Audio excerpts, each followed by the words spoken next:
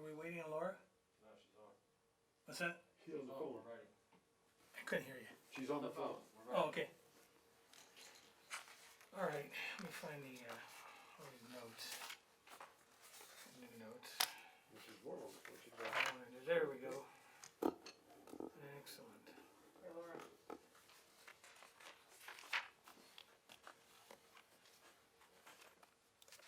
Okay, we'll call all meetings to order at this time. Deputy City Clerk, can we do a roll call, please? Mayor Chair Hoffbauer, Here. Mayor Pro Tem Vice Chair Betancourt. Here. Council members, Director Carrillo, Here. Loa, Here. Bishop. Here. Have a quorum. Excellent, we're all here. Public comments, now's the time for public participation. For anyone wishing to speak to the city council on matters listed or not listed on the agenda within the jurisdiction of the city council. If you're attending a meeting by phone, you'll press *9 to raise your hand. If you're attending by personal computer, click the raise your hand. Press *6 to unmute yourself. I think that's on the phone. IT is here to help you. IT, do we have anybody queued up? Not at this time, ma'am. Deputy City Clerk? No public comments for Okay. closed session at this time, sir. And we have nobody in the audience at this time. Okay, we'll close the public comment period and we'll move to the city attorney, sir. Thank you, Your Honor. Those items to be discussed in closed session are those that are listed on the agenda, nothing further. All right. Excellent, so we will adjourn to closed session and return later.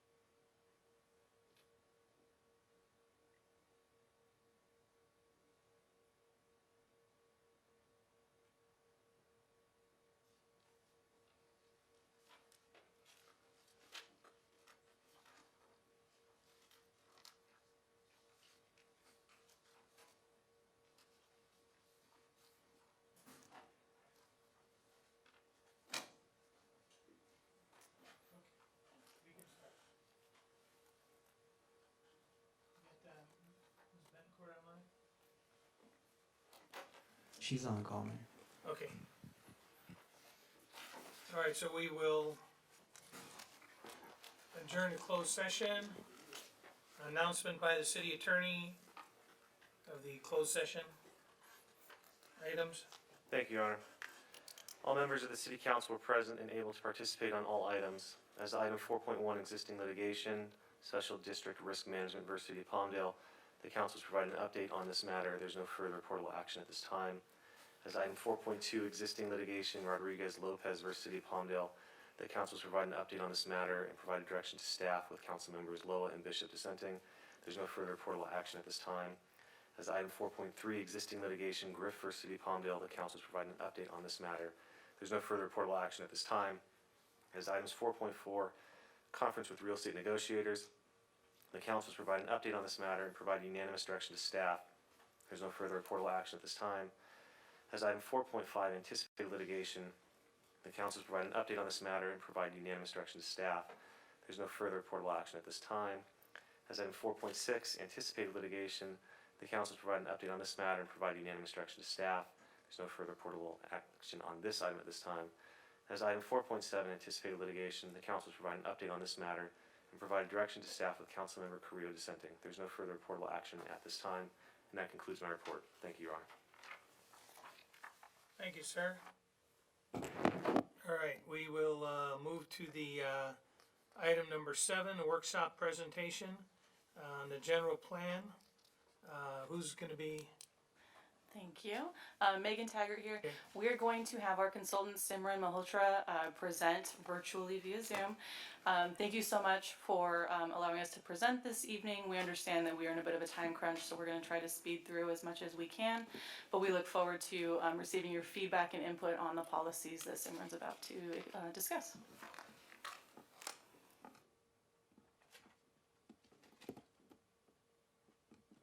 Thank you, Mayor Hoffbar and members of the council.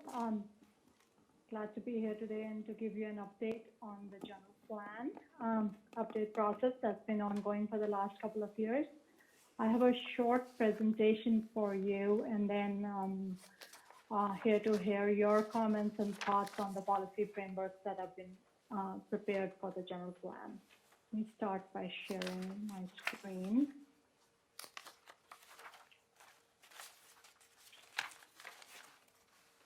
So as I just noted, I'll provide a brief overview of where we are, review the policy framework for the key topics and what we have heard from the General Plan Advisory Committee and the community, and then hear from you on the key outcomes, goals, and policies. Over the last 2.5 years, through an extensive engagement and outreach process, we have worked with the community and the GPAC to develop a vision and guiding principles. We have created land use alternatives, selected a preferred plan, and now are developing the content of the general plan and which are the goals and policies. Very briefly, as you know, the general plan is a long-range policy document for the city that is required by the state of California. The state also establishes what topics a general plan must address, as well as other topics that it might. This update will address all 9 required topics. In addition, it will also discuss other relevant topics such as economic development, military readiness or compatibility because of Plan 42, and community design, among others. At the policy meetings this summer, we covered all the topics that are highlighted on this slide. This slide summarizes the very extensive engagement that the city has conducted over the last 2.5 years. This includes 17 GPAC meetings, several community surveys, many pop-up meetings, in-person and virtual workshops, as well as presentations to you and the Planning Commission. And all this work that we've been doing so far has been grounded on the vision themes that were prepared early on. And these have guided the alternatives and are the guides behind the goals and policies in the general plan. And after the plan is adopted, these will provide a framework for future decision-making in the city. This map illustrates, and it might be familiar to you, we've shown this to you in previous meetings. This map illustrates the major components of the land use framework, and it includes the village centers, which are shown in the black dots across the city in the residential neighborhoods. It also shows some of the other elements, including location of downtown, mix of employment uses around Plant 42, 3 health and wellness districts, one around the Regional Medical Center, one around Kaiser, and one along Palmdale Boulevard. 2 educational districts, both along Palmdale Boulevard, regional commercial uses at the mall, mixed uses along Palmdale Boulevard, as well as mixed residential in the area around it. This map then, which shows the land use designations for each parcel, and the land use designations were described in more detail at previous meetings.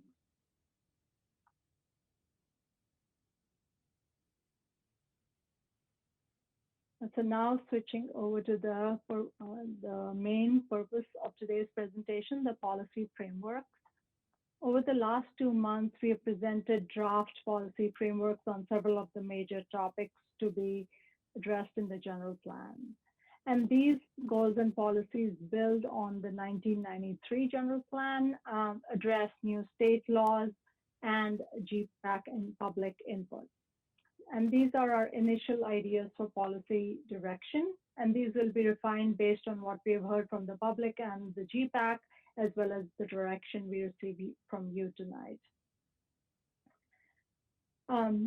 We've had 6 meetings over the summer, and these were joint GPAC and community workshops. And these address the various topics listed on the slide. There are some additional technical frameworks, which are shown in the lower row, which are being prepared and will also be available for public review and input. These meetings are fairly well attended. Besides the GPAC members, we had on average 10 to 20 members of the public attend each meeting, and about the same number of views on the YouTube channel where it was live streamed.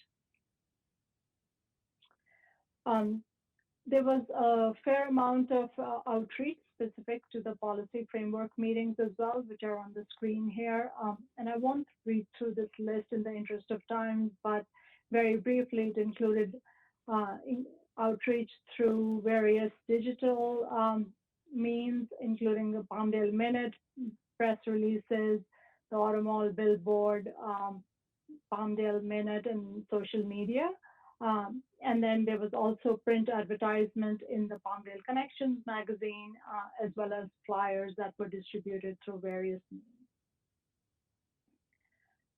Each meeting and the policy frameworks were generally organized by providing the context, so the background information on each of these topics, the key strengths, weaknesses, opportunities, and threats, what we have heard from the community on each topic, as well as existing plans and programs that are relevant.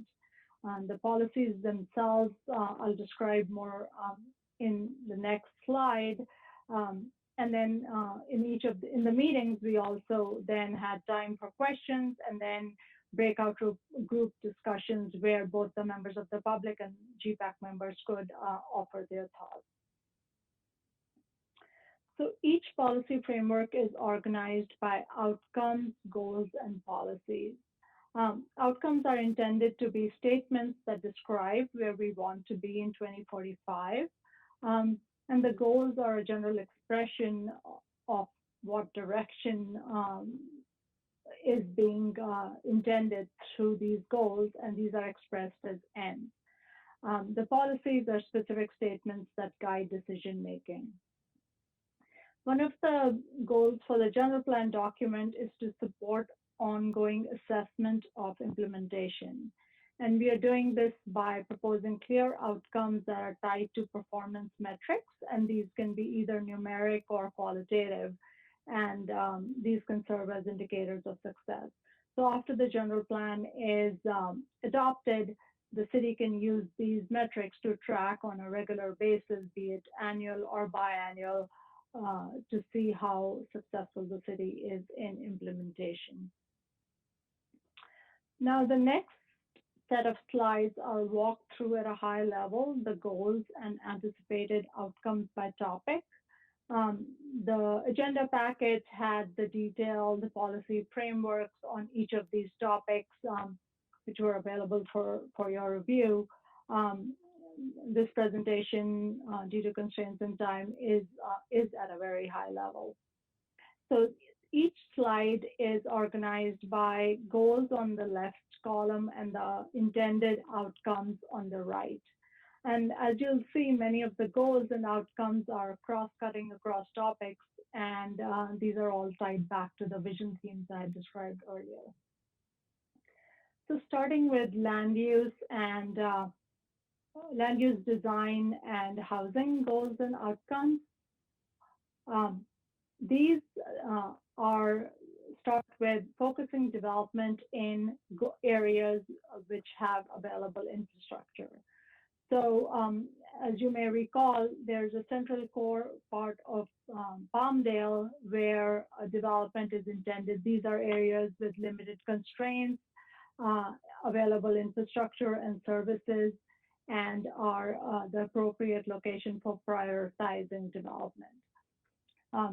Another major goal is to create complete neighborhoods where services, schools, parks, etc., are located within 20 minutes walk of residents.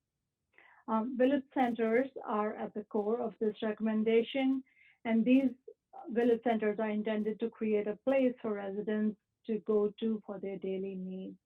These can also have areas for public services, plazas, courtyards that are accessible to the public, are near schools, and are connected to the adjoining neighborhoods with pedestrian bicycle facilities.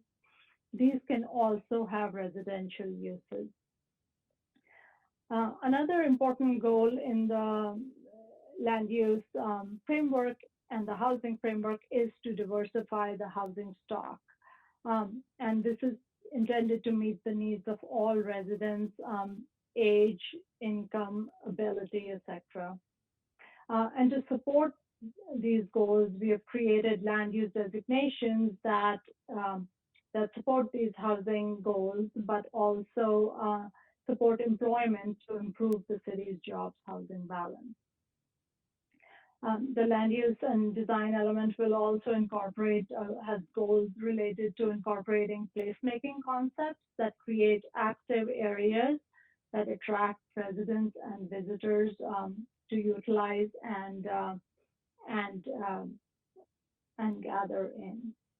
And there's an additional goal to that plan for creating pedestrian-oriented and human-scaled landscape streets.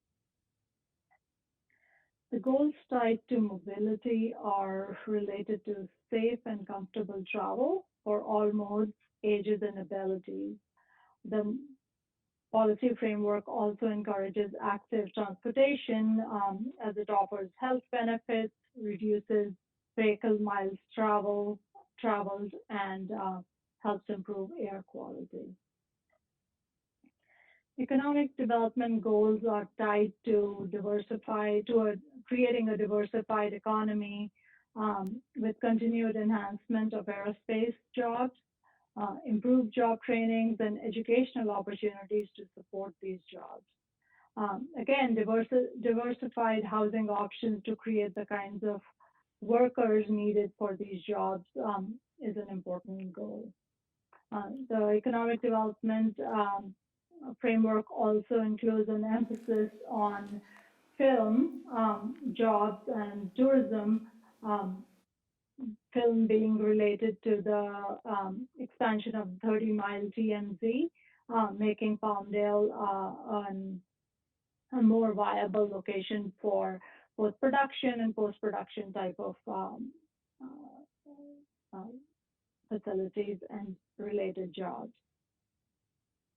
With regard to military compatibility, the goals include continued preservation of Plant 42's mission and the location of compatible development in the military influence area, and to locate development that may be incompatible in other parts of the city. The goals also include continued work with Plant 42 to minimize noise impacts. Um, and this goal, again, cross-cutting with economic development and land use to increase jobs in the aerospace and supporting industries such as ancillary and supply chain manufacturers, private and private aerospace. Hey, Simran. So this might be a good Yes. opportunity to jump in and add any comments or anything that you might have, since we're about a third of the way through the policies. If there's anything you wanted to add or anything you wanted us to delve into a little bit more.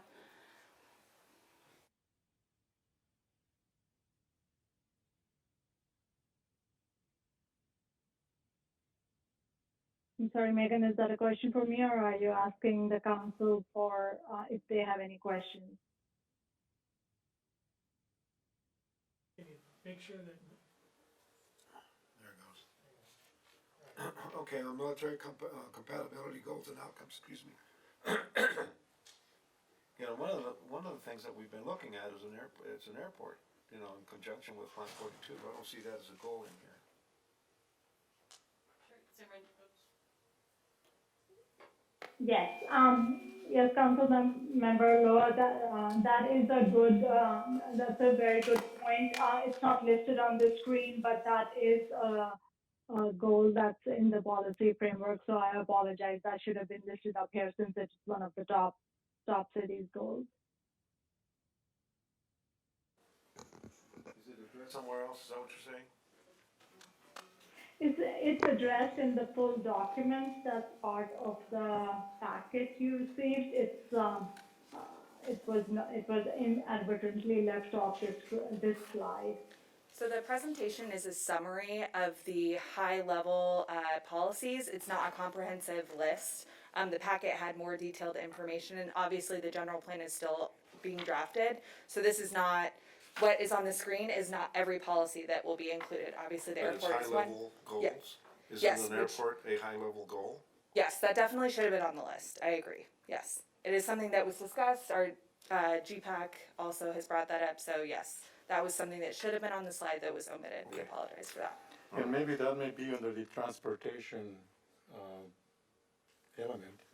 I think It's- that we're just it's talking crossed over. military. Throughout multiple policy locations, yes. there's a subset under transportation, is that where it might be found right now? I don't believe it's included in the presentation now. Okay, I like the mixed-use projections for Palmdale Boulevard. I think we've talked about that. There are many property owners along there that are large swaths of land that are still vacant, that could be developed, and I believe the city's been pursuing outreach to these people. And so I'm glad to see that that's a goal for land use design and housing. Mixed use, can get some housing in there, get some retail, get some office space. And maybe light industrial as well, right? Okay.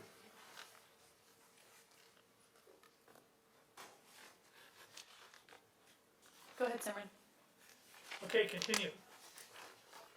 Thank you. So the goals related to parks and recreation are tied to improving connectivity and providing new parkland. So parks and trails within a 20-minute walk of most residents, and this includes providing new parks in areas that are deficient in parks, and then improving the existing parks that are already present. And I'll show you on the next screen a map which describes that. Other parks and recreation related goals include enhanced recreation programming for all ages, including culturally diverse programming. Another important goal is to continue to pursue funding for parks development, as well as funding for ongoing parks maintenance.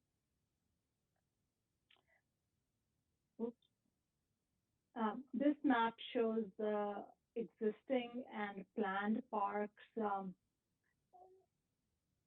within the city.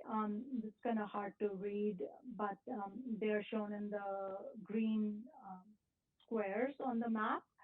And then the circles show areas where additional parks are needed and should be a priority. These are not specific locations. These are general areas where these parks might be located. The map also shows locations for trails and location of streets, which should be a priority for providing access to parks, open space, and trailheads. These are shown in these dotted dark green lines. In terms of health and equity, there are several goals and policies that are included, and starting with encouraging the construction and maintenance of safe and sanitary housing. And the outcome related to that is to expand on the supply of affordable housing in the community. The city can establish policies to assist with rehabilitation of existing housing stock in the city, which can be often cheaper than new construction in terms of being able to provide the number of units which are available for Palmdale residents. The next goal is promoting access to quality healthcare. While the city does not directly provide healthcare, there are several ways the city can facilitate this. The policies include implementation of the 3 health and wellness districts across the city, one around the regional medical center, one around Kaiser on Avenue S, and a new district on Palmdale and 40th, 45th Street East. A related policy is to work with transit agencies to improve transit service to these facilities from the surrounding residential neighborhoods. Equity outcomes also include expanded job training and higher education opportunities for youth in Palmdale. This map is the result of the analysis that was done to address the requirements of SB 1000, which is the state legislation which requires an analysis of disadvantaged community. This map shows in red all the census tracts that have been identified as disadvantaged. These are tracts with population that is below the income threshold and have one or more pollution burdens. The unpopulated census tracts, those are shown in yellow, include the areas with agriculture, quarries, hillsides, and these areas were screened out because they are, in essence, unpopulated. I can pause here for any questions before I move on. How do you define disadvantaged communities? Is that based on income? Is it based by racial composition? How exactly is that defined? Is that the state number? Yes, it's defined by the state. There's the income threshold, as well as there are other socioeconomic characteristics, and then we screen for various pollution burdens, health indicators, as well as built environment indicators. And the methodology has been established by the state, the Office of Planning and Research. So there was a study that was made of the entire city that led to these designations on this map? There was a That's study made by your team to come up with these designations Yes. on the map? Yes. Okay. We had prepared the study and presented it to the General Plan Advisory Committee last year. I believe it was in October. Okay.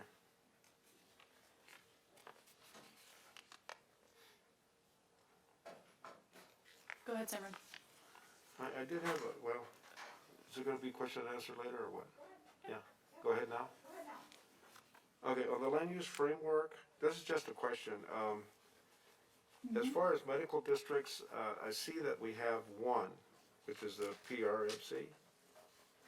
But we also We have the, three. Yeah, there's a couple of them. where are they? I don't see them on here. Yeah, she was talking about that, she did it There's in actually part. three.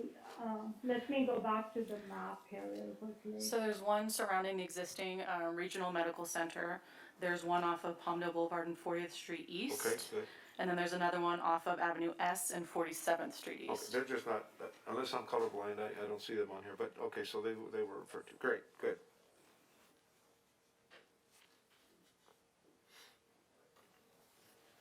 Go ahead, Simran.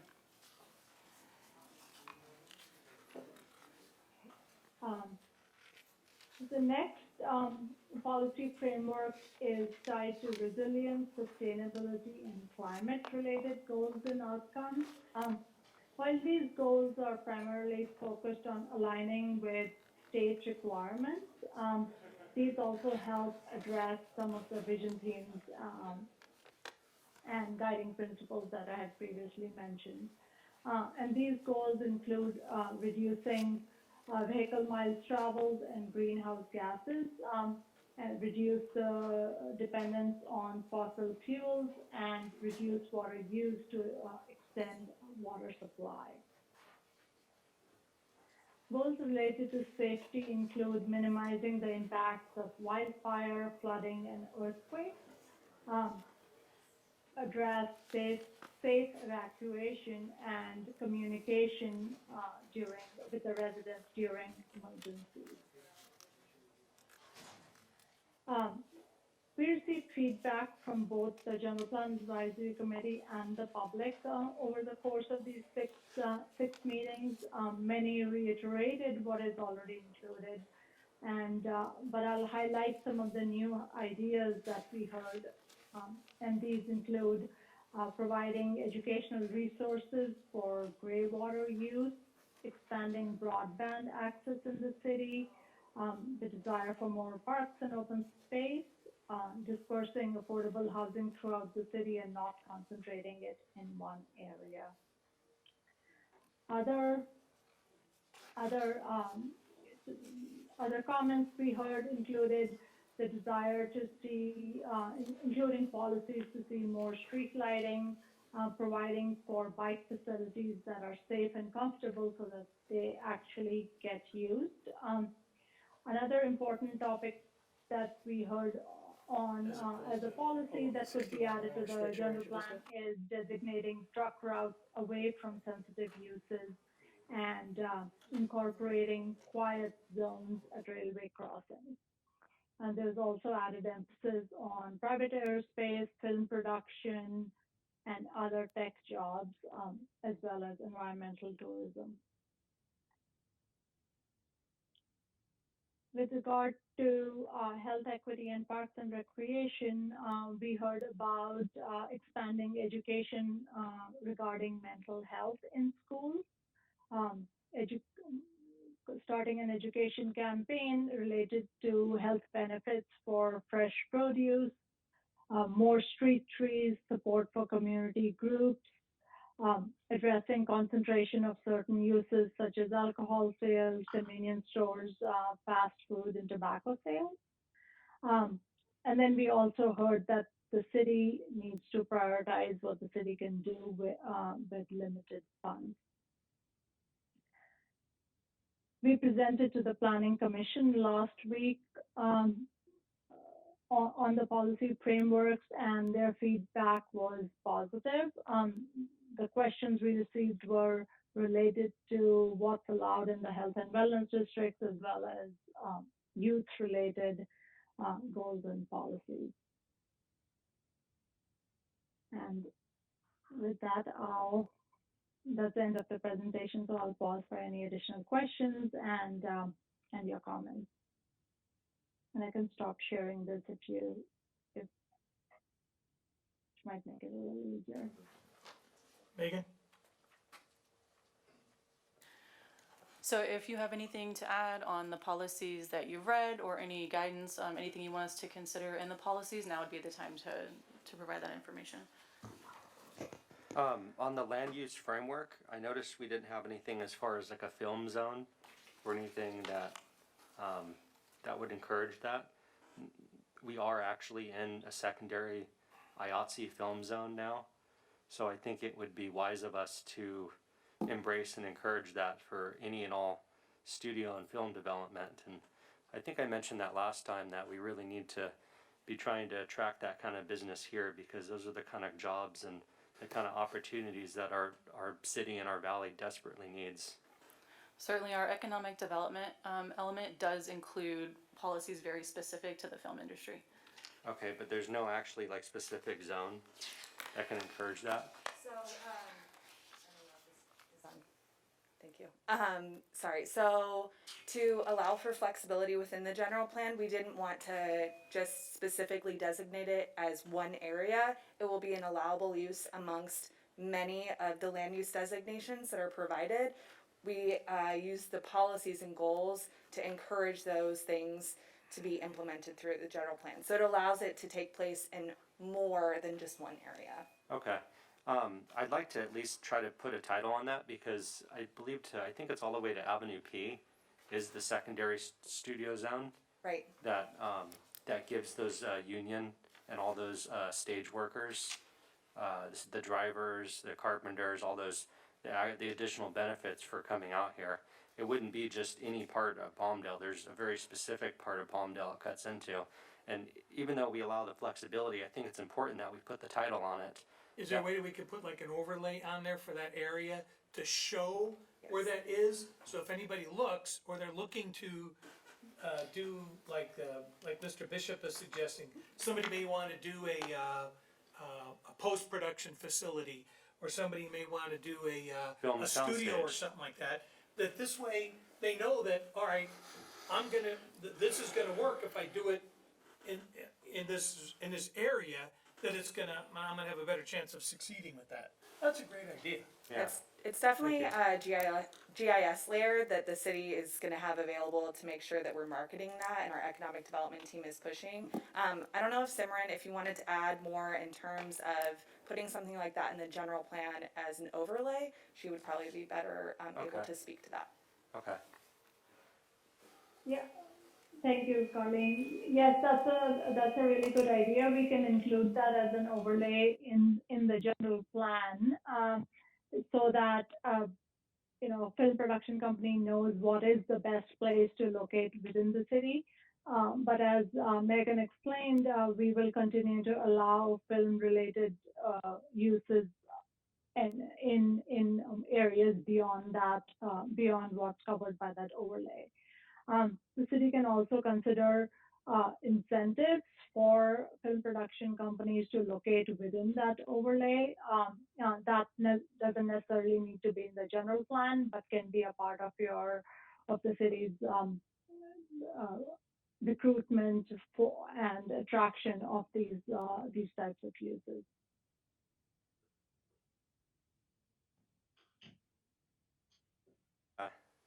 I think it's a pretty remarkable thing that the motion picture industry has recognized a part of our city for union workers to be able to work here, even though it is classified as a secondary zone.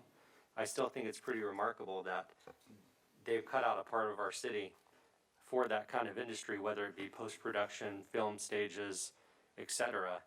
And I think we should embrace that at every chance we get. Mayor, do you mind if I comment on that? Councilman Bishop, Luis, David Halver, our film consultant, and myself and the regional film consultant have met with the unions to talk about an incentive package to help make it more attractive coming up here to do more films. So I wanted to let you know that. And I did want to take the moment to really thank Simran, you did a great job. There's a ton of information here, and I know you went rapid fire because we have a following meeting. But I also want to thank the GPAC staff, the entire consulting team, and the community.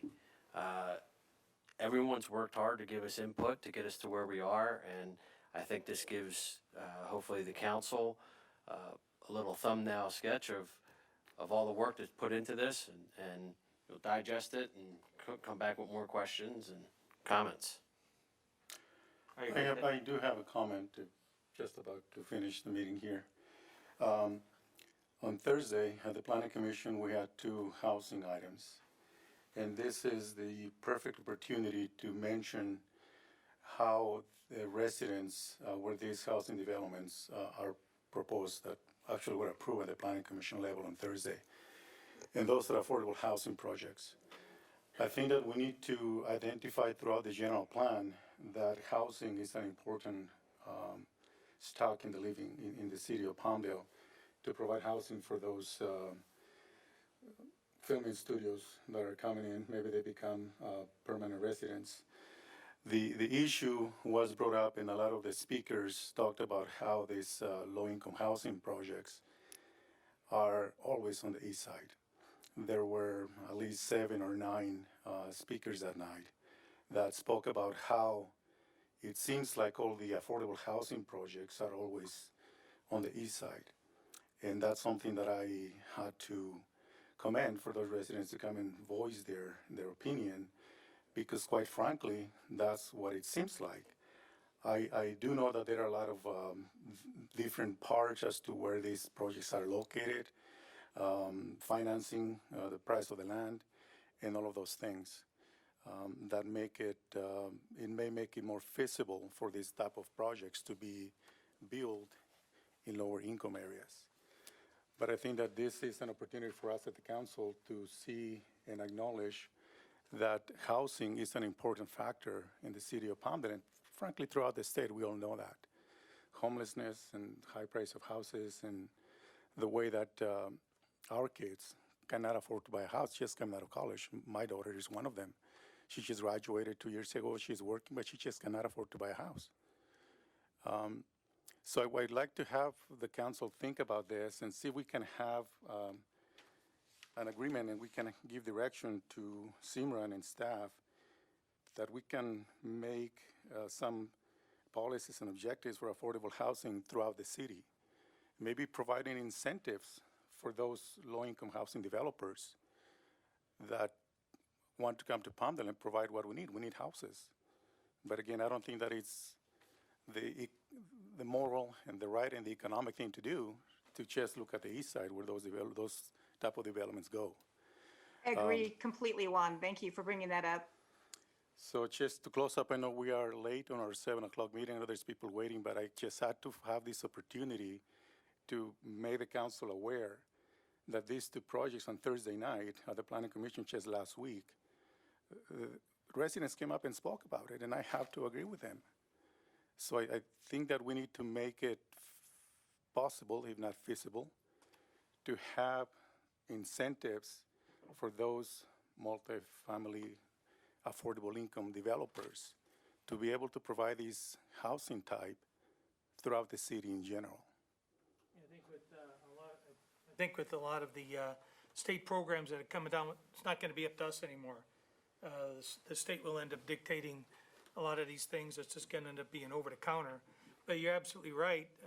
We have an obligation morally and legally that we have to be able to provide opportunities of all types of housing throughout the entire community.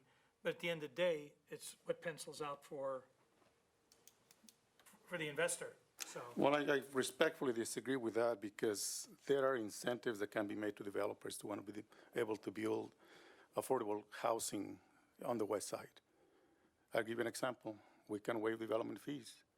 We talk about providing housing. We talk about how homelessness is a crisis. And for us to be here saying that it doesn't make sense, it doesn't pan out to the developer, I respectfully disagree. We give breaks to other projects coming into the city, commercial developments. Yeah, they provide jobs. We need jobs too. But we have to find a way to make this affordable housing be available throughout the city. And that's what I'm gonna say. I'm not gonna get into an argument. We're late for a meeting, but I think that we have the moral obligation and the power to do that. Yeah, I don't think anybody's arguing. I think I was agreeing with you. Again, I'm not gonna get into an argument. No, I wasn't. I'm absolutely agree with you. So, okay, so, anything else, Megan? From the workshop standpoint? No, sir? Okay, excellent. Oh, sorry, hold on, Carlene has one thing. Oh, Carly, okay. So I know tonight was quick, so if the council would like to speak to staff or our consultant team additionally about any of the items that were before you tonight, we're happy to continue the conversation. We think it's really important to make sure that we're meeting all of the goals and priorities. We think we have a pretty good package, but just please make sure that you're open dialogue. What? Yes, thank you, okay. Thank you. I also just want to thank all the members of the GPAC committee that took the time out of their schedules to help put this together and form this, and everyone else that took part in it as well. I know it's not easy taking the time out of the evenings when everyone's got schedules and lives, so I appreciate the time and the effort taken. Same for me. I think it's excellent work, and community members that participated in GPAC should be commended. I hope we recognize that. Okay, with that, we'll adjourn the 6 o'clock workshop, and we will go to the 7 o'clock meeting at 7:08. Much closer than I thought it was gonna be. We will do a pledge of allegiance and a moment of silence in honor of our troops. I would also like to include in that, and ask that we adjourn this evening in memory of Mr. Bill Reaney. Bill has been the unofficial caretaker out at Lake Una and has been a prime mover on many of these desert cleanups. And he unexpectedly passed away about 2 weeks ago. So if we could please do that, and. What's that? Okay, so we'll start we'll do the Pledge of Allegiance, and let me see if there's anybody I can grab tonight. Don't look away, Tony. You looked away. We'll get, have the Marines come forward, and, yeah, that'd be good, sir. And then we'll do the moment of silence after we do the pledge, okay? So the floor is yours, sir. Thank you, sir. Ready? Begin.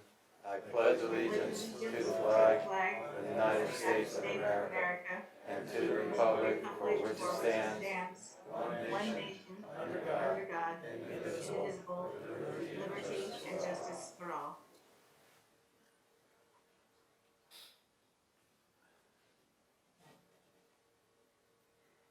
Excellent, thank you. Also, I would like to make sure that we have on the record the adjournment for Mr. Reaney and also for CHP Officer Hart, that we lost last week as well. I believe Mayor Pro Tem Betancourt would like to make an announcement right now. Oh, okay. Yeah, if I could just have a minute of your time. You know, we're heading into our second year with this worldwide pandemic. Our residents have suffered. We've struggled together as a community. Our residents and our council have worked together to really try to improve the situation in Palmdale. And so we faced a lot of challenges. And I'd like to share with you a personal challenge that I'm currently facing. I think the public has a right to know. So I've been recently diagnosed with advanced stage 4 cancer. Unfortunately, despite regular screenings, the cancer has spread rapidly. It's in my lymph nodes, my organs, my bones, and my spine. Frankly, I've been caught off guard by the diagnosis and stunned by how rapidly and extensively the cancer was able to spread undetected until now. I've been able to assemble a team to help me with my treatment and my care. Some of you have already seen me at public events because I'm still trying to attend them as much as possible. I have trouble walking, I'm in extreme pain, and many of you have already seen me walking with a walker.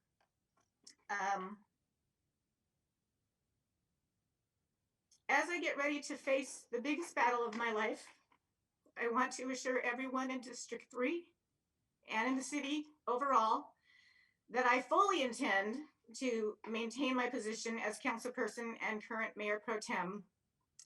I'm a strong person, and I will give this the fight of my life, no matter how much pain I'm in. I am going to have good days and bad days as I navigate this disease and the treatment. And I hope that the public will be patient with me if I miss an event here and there. But it's been my honor to serve this city, and it will continue to be my honor to serve this city. So as I begin my battle to overcome this challenge and this disease, please know that I embrace the challenge. I will move forward with full strength, and I want to conquer this disease if possible. And I appreciate your love and your support.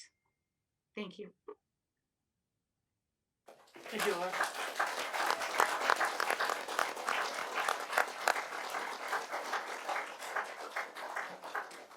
Well, I know you've been having a lot of problems with your back, and it's I totally understand how it sort of puts things in perspective, and I know there's few of us have been facing some medical challenges lately as well. So let us know what you need, okay? Just let us know what we need, okay? Thank you very much. All right, well, was not expecting that, but who does, right? So let's move on here. We'll move on to item number 10, please. I think we only had to do that once. The roll continues. Right. I think we're still navigating that agenda. The city clerk, we're still okay. Okay. Okay, good evening, Mayor and Council. It's my pleasure to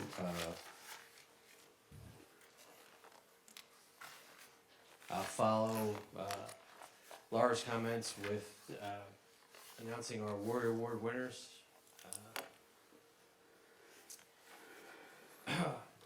Not only are these nominees warriors, public servants, they are also Rural Olympic winners. This group brought Palmdale a victorious win in the Rural Olympics potato stabbing contest and Tug of War Challenge. It's a July 4th fireworks extravaganza event held at the AV Fairgrounds.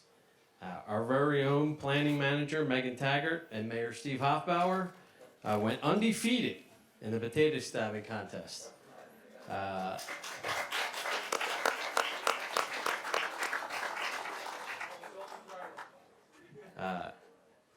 Councilman Loa, Councilman Carrillo, and Councilman Bishop, I believe, placed in second place.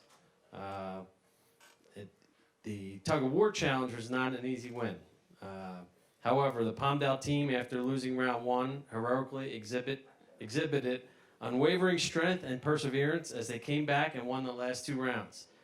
This team exemplified the true meaning of volunteerism, teamwork, dedication, motivation, and resiliency by doing what it takes to represent Palmdale and demonstrating that we have a team with hearts of warriors.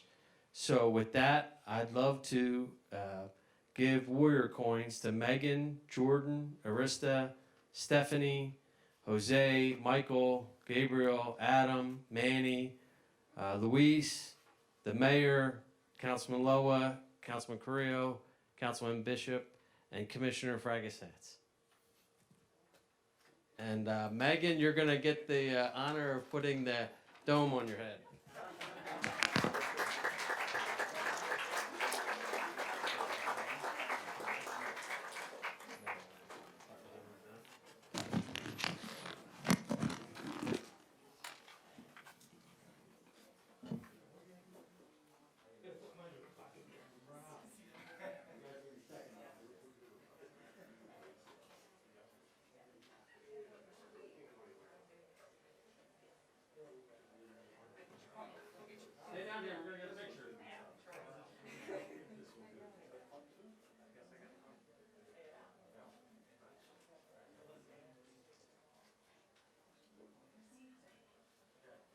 Anybody else here?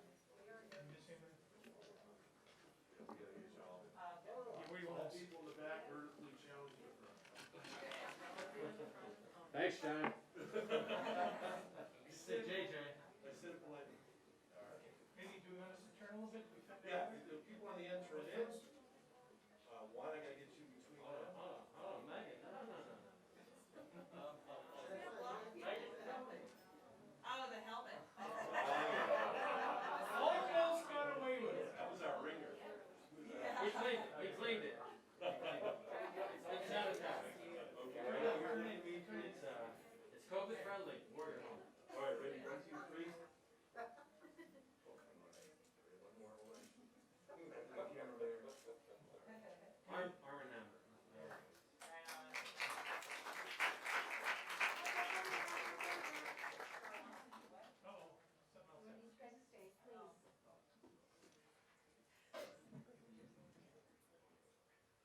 Hi, my name is Debbie Dino, and I'm with the Antelope Valley Fair Association.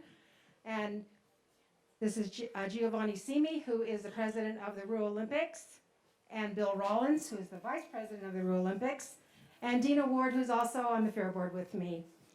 And I was so excited, I have to say. I was screaming and yelling, but I couldn't do it a whole lot. But it was great that you guys won the tug of war. Wow, what a great competition. We're hoping to do it again, make it an annual event. So with that, we are giving you a plaque for the tug of war. Made by Giovanni Simi. Let's get you guys up front with that. And we are also going to give you, which we hope you proudly showcase somewhere here in the city, the potato race. And this is also,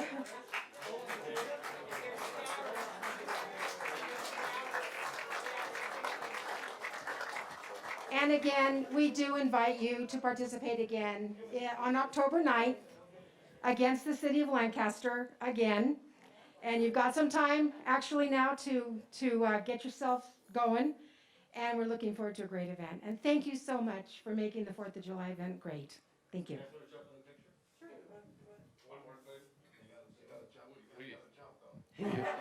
We have the one of the original stabbers from 1963 when the potato race was started, and we will be doing, it will be painted gold, and we'll have this as on permanent display in the Rural Museum with whoever wins it for that year.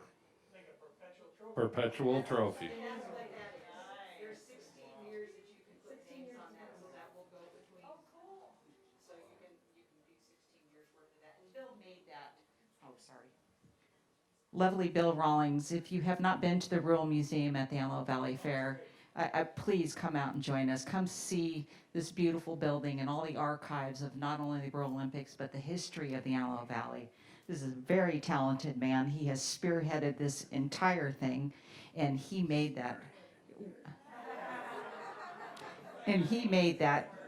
Especially for the city. So thank you, Bill. All right, jump in, you guys. Put that down. Come around here. Come this way? Yeah, we'll do that.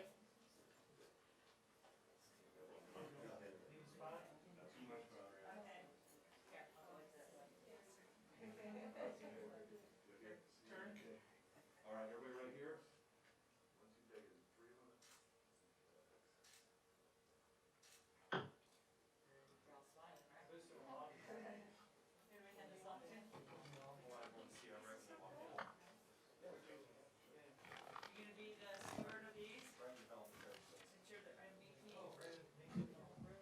Okay, Fair Board, get back up here.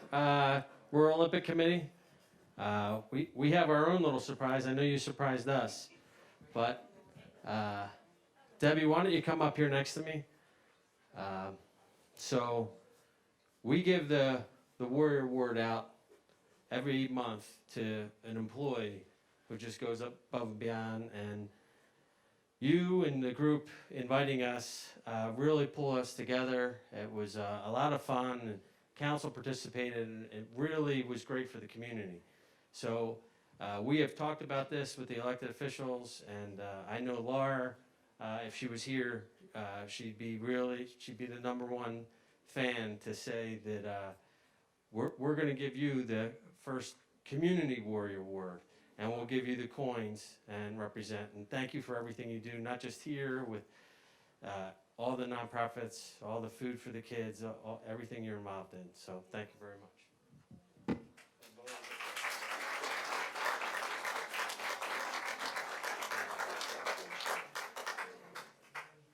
have an official certificate, personally signed.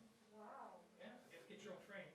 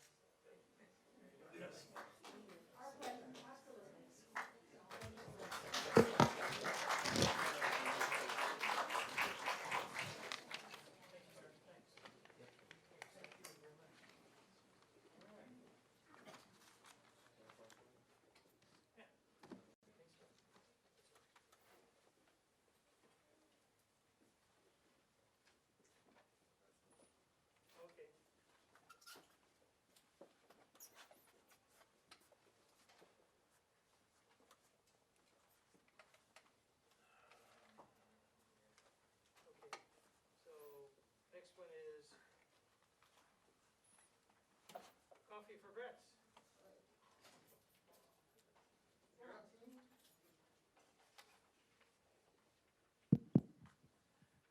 Good evening, Mr. Mayor, City Council members, City Clerk, and City Attorney. My name is Juan Blanco. I am the President of Coffee for Vets, and with me is our board members, Vice President Tony Tortolano, Myra Duarte, board member, Secretary Adrian Blanco, and who am I missing? Everybody? And Dennis Anderson, did I say you? And Dennis Anderson. Sorry about that. Myra, where are you? So I wanted to introduce the board, but Myra is going to start us off. Hi, I am Myra. I am a Air Force combat veteran, and I would like to talk about our mission statement and our purpose. So our mission statement as Coffee for Vets is to identify senior World War II, Korean, and Vietnam War veterans, and to provide an environment where these senior veterans of all military branches and genders, along with family members of these veterans, can meet to converse with one another, sharing concerns. I'm sorry, I have to take off this mask. I can barely breathe. Sharing concerns they may have, and to help find ways to improve their daily lives while sharing coffee and a meal. And our purpose as Coffee for Vets is to weekly bring together our senior veterans of all military branches and genders in a safe environment for coffee and a meal to address, educate, and provide aid while disseminating information from the Veterans Administration, state and local agencies of any benefit changes affecting their daily lives. Our program includes sending out ambassadors to raise social consciousness about senior veterans' needs and to hold fundraising events in order to provide assistance regardless of race, ethnicity, or religion. Thank you. Thank you, Myra. Wife, you still have to hand this out. So if I can get the mayor to stand forward, please. And before I say this, I want to say to Mayor Pro Tem, our hearts at Coffee for Vets are with you and our love. And we know that you're in a difficult time, and just know that we care and really, really do love you. And we're praying very much for your recovery, hon. Mr. Mayor, I have the honor of reading. Coffee for Vets honors Stephen D. Hoffbauer, veteran firefighter, Mayor, City of Palmdale. Coffee for Vets, Inc. recognizes our veterans in the Antelope Valley who serve our nation with distinction. Coffee for Vets also recognizes municipal leaders who elevate and honor our veterans in the community. As mayor, your leadership led the way on November 11th, 2020, in remembering and honoring our veterans and first responders, helping to raise much-needed funds for our local veteran service organizations. Coffee for Vets congratulates and salutes you on the opening and display of the Healing and Honor Field of 2020 American flags at Paloma Vista Park, signed this 17th day of August 2021. So I present this to you, Mr. Mayor. That's outstanding. And we have something for your desk. And Mr. Mayor, we also wish to present you with this small keepsake. We really are honored by the demonstration of goodwill that the entire council, that the city of Palmdale, you gave the city the Veteran of the Year Hilsendegger Award. You got behind Homes for Families. You've been at Back out there in a few weeks. You've been at Coffee for Vets, and you support veterans, and we're really honored and respectful and even grateful. Thank you, sir. I did not know this was coming. I know it's hard to believe, but I don't know what to say, except see this? They got frames that they give their stuff in. All right. Okay. Okay, Tony. Mr. Murphy, if you'd like to come forward. Coffee for Vets would like to honor J.J. Murphy, Air Force veteran, Palmdale City Manager. Coffee for Vets recognizes our veterans in the Antelope Valley who've served our nation with distinction. Coffee for Vets, Inc. also recognizes municipal leadership who elevate and honor our veteran community.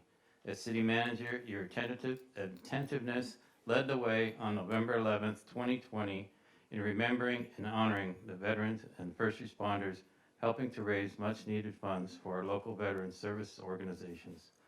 Coffee for Vets congratulates and salutes you on opening and display of the Healing and Honor Field of 2020 American flags at Paloma Vista Park.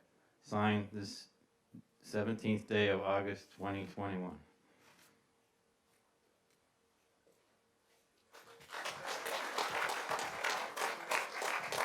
Thank you, Tony. So let me put this down. And on behalf of Coffee for Vets, it is also my honor to present to you this lovely token for your desk to remind you that every time you go over, above, and beyond, really what you are required to do, but because you want to do, we appreciate it. And so we like to thank you for always being there for all of us. Thank you. And please forgive me because I neglected our ad hoc member, Ms. Christine Ward from the Congressman's office, who helps us sustain and support us in everything that we do. So now what we used to say in school, speech.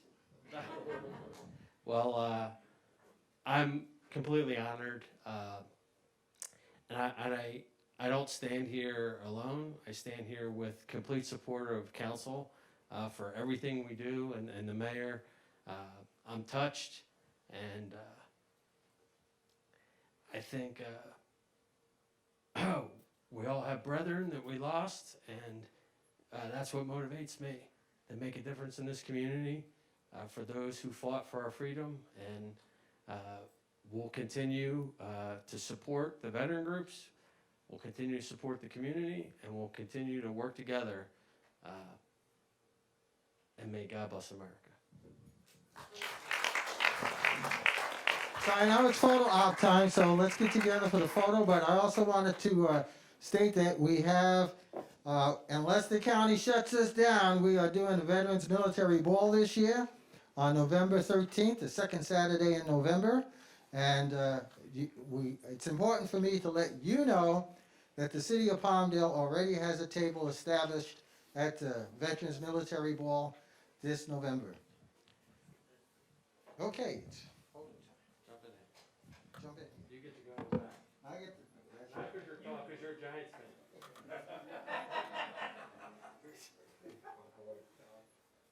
Okay, I'm here. Sorry. Smile. Okay, 1, 2, 3.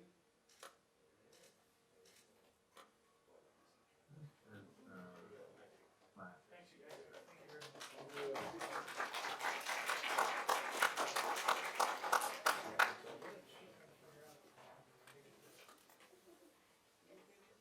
It's a timing thing.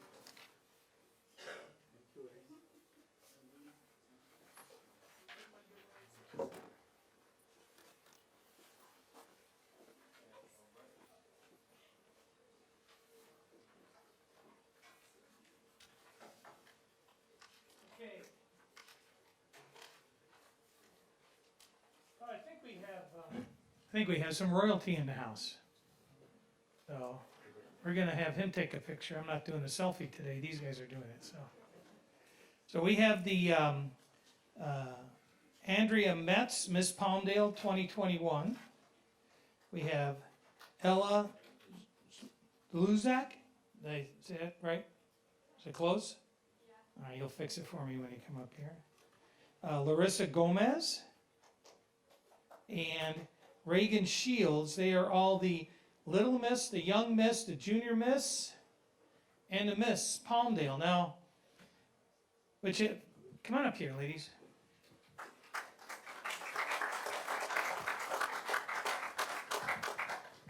you been? I haven't seen you in what, 2 weeks? Yep. Yeah, line up so that millions of people could see you and mamarazzi and the paparazzi and all that. So I got to tell you, you have no idea about how hard these young ladies work at representing our community. They do an amazing job out there, and they grow in poise and self-confidence. And you see them when they start, and a lot of them are a little bit shy, and next thing you know, they're telling me what to do. So, I'm used to that. So it all works out good. But it's a great program, it shows us what good hands we are in, because these are the ladies who are going to be guiding us in the future. So anyways, each one of these, I'm going to let you guys tell a little bit about one another. Who wants to go first? Hi, I'm Reagan. I'm Little Miss Palmdale 2021, and I have a twin sister. She was actually Little Miss Palmdale 2019, and I got inspired by that, so I wanted to run, and I won. There you go. Stay here. Hello, I am Larissa Jewell, or Larissa Gomez, depends on what you want to call me. And I am Gomez on here, so you're Gomez today. okay, Larissa Gomez.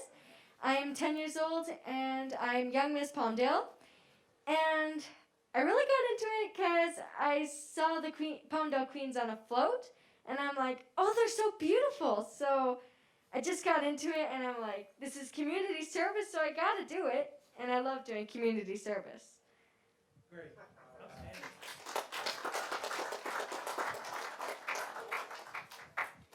Hi, my name is Ella, and I'm Junior Miss Palmdale 2021. I am 12 years old, and I wanted to be a queen because I love helping our community and giving back to those who have given to us. Thank you.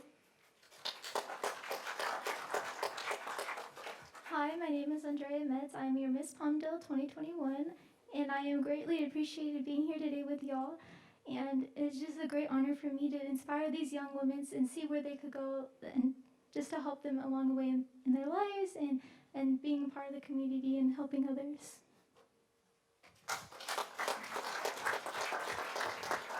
So when you see these young ladies out at the out on the fairgrounds, when you see them out at the Palmdale Amphitheater and the ribbon cuttings and things, stop by, say hi to them, ask them what's new. They will have something to tell you. So Andrea, today, here, that one's yours. So that's pretty much it. So there you go. Where do you want to stand?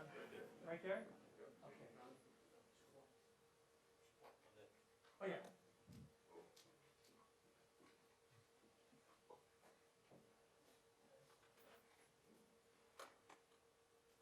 Look and make sure we take the price tag off. Better than frames.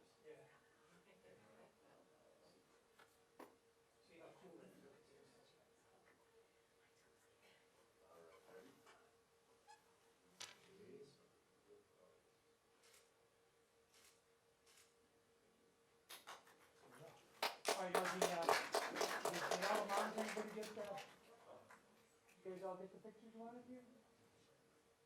Uh-oh. Uh-oh, look at that. That's not a certificate, but it's just appreciation from all of us, saying thank you for your hard work and what you do for the city of Montage. I recognize some of those people in there. Thank you very much. Goes in the wall in the office. Here's also a little bit of nice. Swag.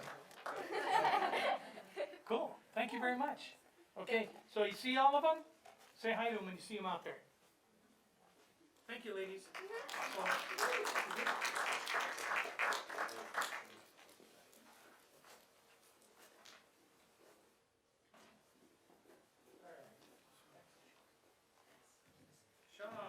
Sean McElroy. Come on down.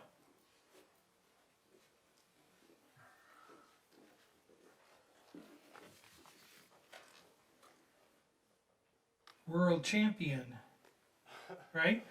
Not quite national champion. National champion. Well, let's take it. It just got promoted. So we're going to look at a photo montage up here. You want to tell us about those? Yeah, so that first photo right there was in Knoxville, Tennessee. That was for the Pro National Championships, and that's the same one, and that's just us out training in Park City, Utah before a race, and that's me and like some of the guys from the team. That was out in Washington, D.C., and that's me and my mom. Always support me, and that's me out training out in Santa Clarita, getting some photos with the New Jersey, and yeah, just another picture of me and my teammate there. So, and that was in Florida. That was me winning the national championship. So it was really hard to see just because of how much rain there was. But yeah, I'm happy to get the win. So, if you didn't figure that out yet, Sean has spent most of his life racing. He was on a bike at 3 years old and started racing BMX at 7. I think my kid might have been riding BMX. Yeah, it's about the same time as you did. So at 12 years old, he started road racing, and over the years, Sean has captured 8 national titles. This past June 26, Sean was chasing the 2021 USA Cycling Championship in the under 23 category in Florida. Sean says this 110-mile race came down to a breakaway group of 7 riders that he led away from the pack 70 miles into the race. As they neared the last few miles, Mother Nature let loose, and his final sprint for these 7 riders was in the downpour. Sean triumphed and captured his 9th national title. Sean, Palmdale is proud of you and your accomplishments. Thank you for your hard work and for representing your hometown in such an amazing way. On behalf of myself, the entire City Council, the City of Palmdale, and I present this commendation to you, and congratulations. What do you think, huh?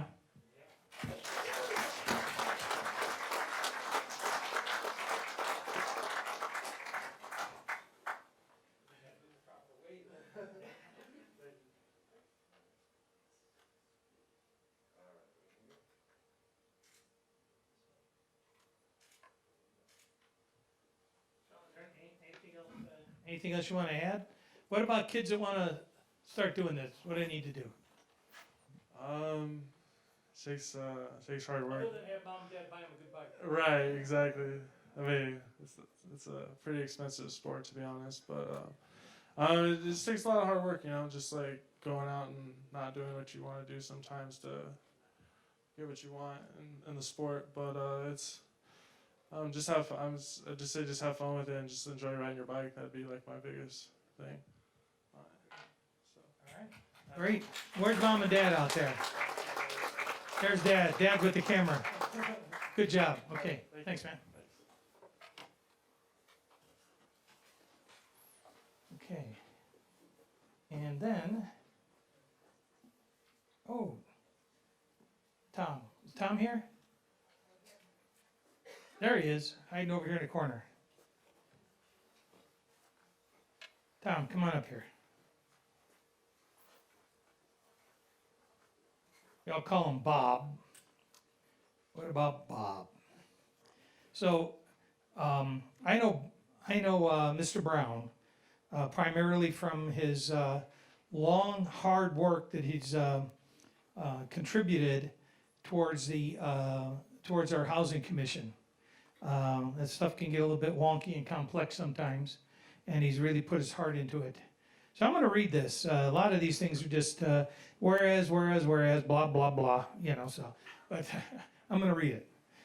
Mr. Brown began volunteering with the City of Palmdale in Parks and Recs Department, starting out as an usher with the Palmdale Playhouse, a theater tour guide, and working as an elf during our Santa's open house. So I always went to him to get a good seat. So Mr. Brown has served as a Housing Authority Commissioner since his appointment in September 2011.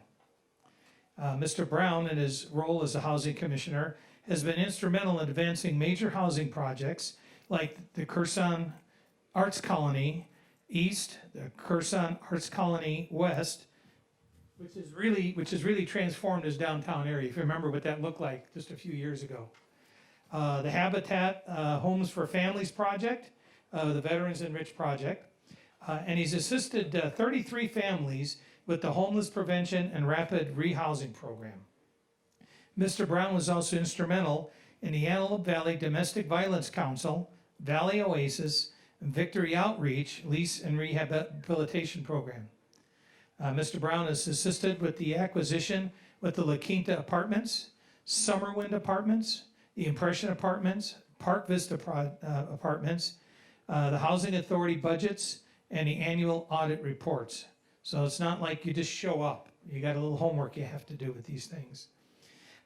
Thomas Bob Brown has enjoyed volunteering for the city of Palmdale in various areas of the city, everywhere from Parks and Recs and Housing Commission. He's always performed his duties with Palmdale's best interest at heart, and he's enjoyed volunteering for the city for over 25 years. So now I, Steve Hoffbauer, Mayor of the City of Palmdale, on behalf of the entire City Council, I do hereby deem it an honor to extend this commendation to Thomas Bob Brown and express our sincere thanks for his dedicated service to the welfare of our community of Palmdale. Tom.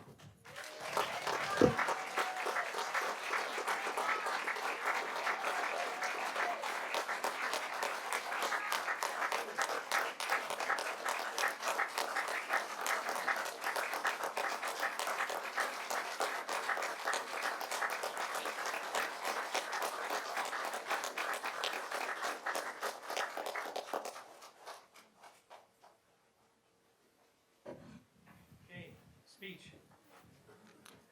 Yeah, I want to thank the mayor and the city council for letting me volunteer for all those years and to help me so much. I cannot say enough for what the city has done for me, let alone what I have done for this city. So thank you all kindly and have a good evening.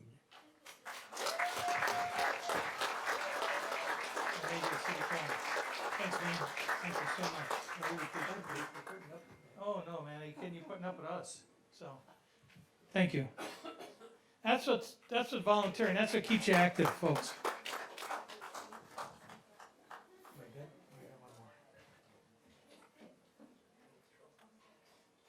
Okay, Carrie, I think you're gonna give us, is Carrie here or is Carrie virtual?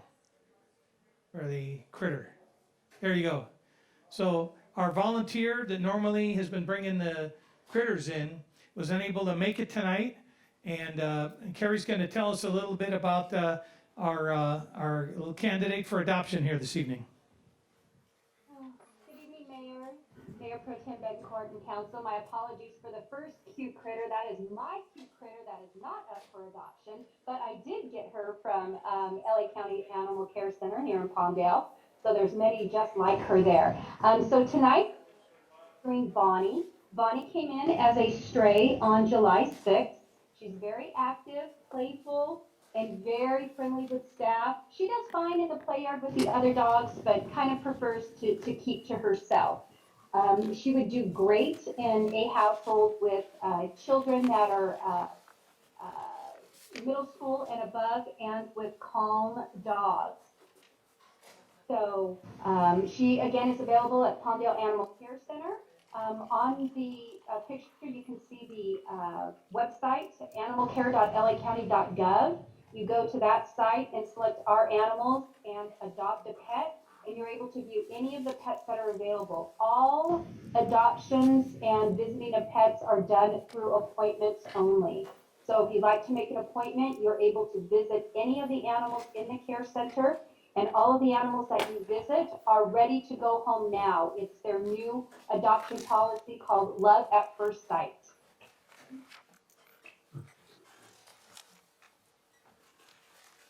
All right, and we have goodie bags that go with those, Carrie? You are right, Mayor. Anybody that adopts one of the featured pets from the Animal Care Center or from council meetings or from our Facebook page gets a goodie bag. So my wife feels safe that I don't have a dog here licking me all over the face tonight that I might threaten to bring home. Folksies, we've got a really good track record of adoptions out of this facility. So if you're thinking you need a pet, don't buy one. Go adopt one. You're probably gonna be saving some doggy's life. All right. So moving along. At number 11, I need a waiver of full reading of resolutions and ordinances. So moved. I have Mr. Loa. Second? Mr. Bishop makes a second. Deputy City Clerk, roll call, please. Mayor Pro Tem Betancourt, Yes? Council Members Carrillo, Yes. Loa, Yes. Bishop, Yes. Mayor Hoffbauer. Yes. Okay, public comments. Now's the time for public participation for any person wishing to speak to the council on items listed or not listed on the agenda within the subject jurisdiction of the council. If you are attending the meeting by phone, we'll ask you to press *9 to raise your hand. If you're on a personal computer, click the raise your hand button. You guys all do enough Zoom, you ought to be able to figure all this out. Press *6 to unmute yourself and state your name when IT or the city clerk calls you. There's a maximum limit of 3 minutes is imposed on each speaker. For the record, we have several public comments that came in. One comment on the city vaccine or testing programs. We have another on the Warrior Award, one on contracts, one on the potential change for meetings, and one on the DA's issue here. Those are all on file with the city clerk and are a matter of public record. IT, do we have anybody on the line?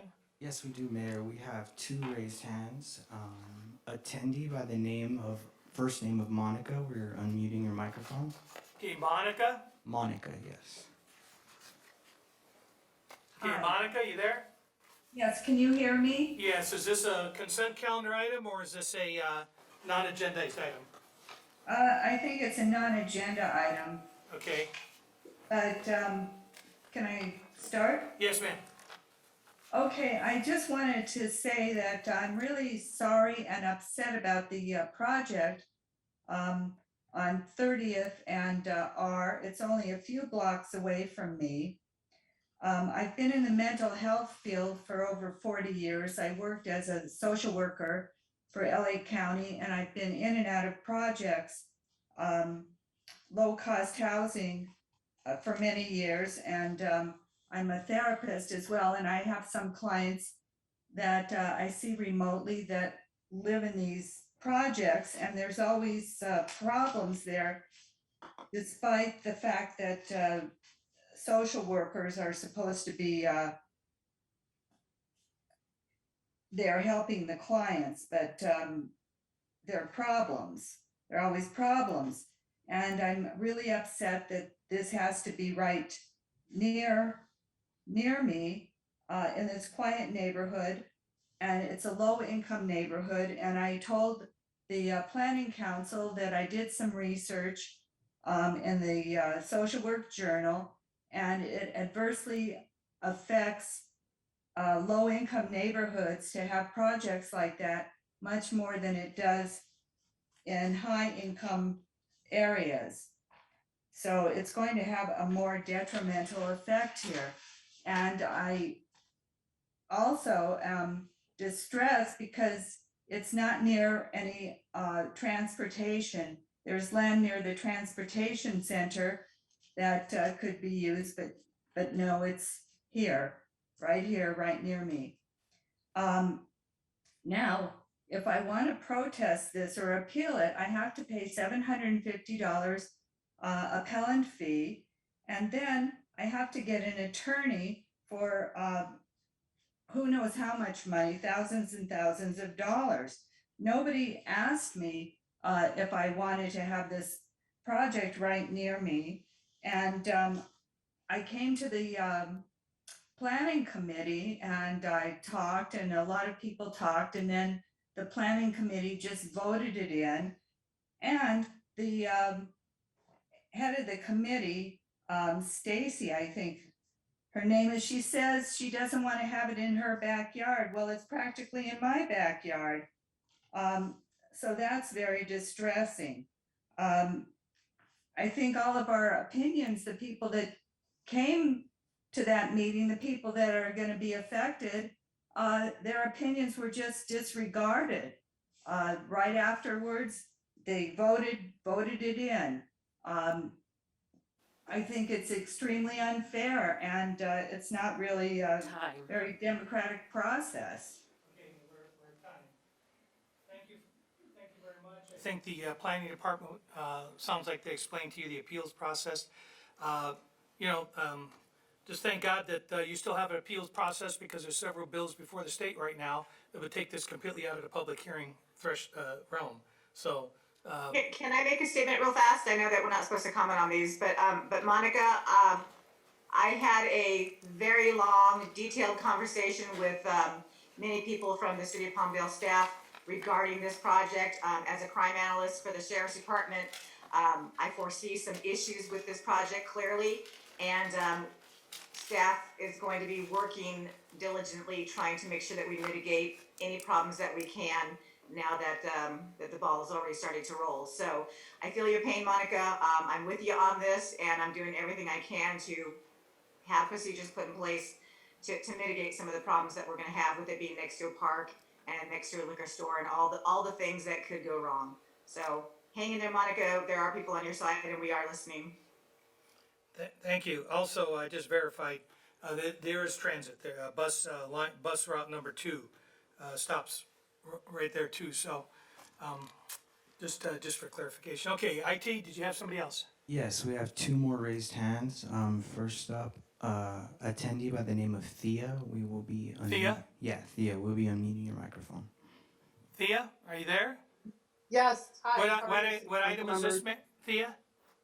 This is regarding 16.2 and 16.3, the vote of no confidence, as well as the decision for your city attorney to prosecute misdemeanors. Okay. Go ahead. I'm good to go? Yes, go ahead. Okay.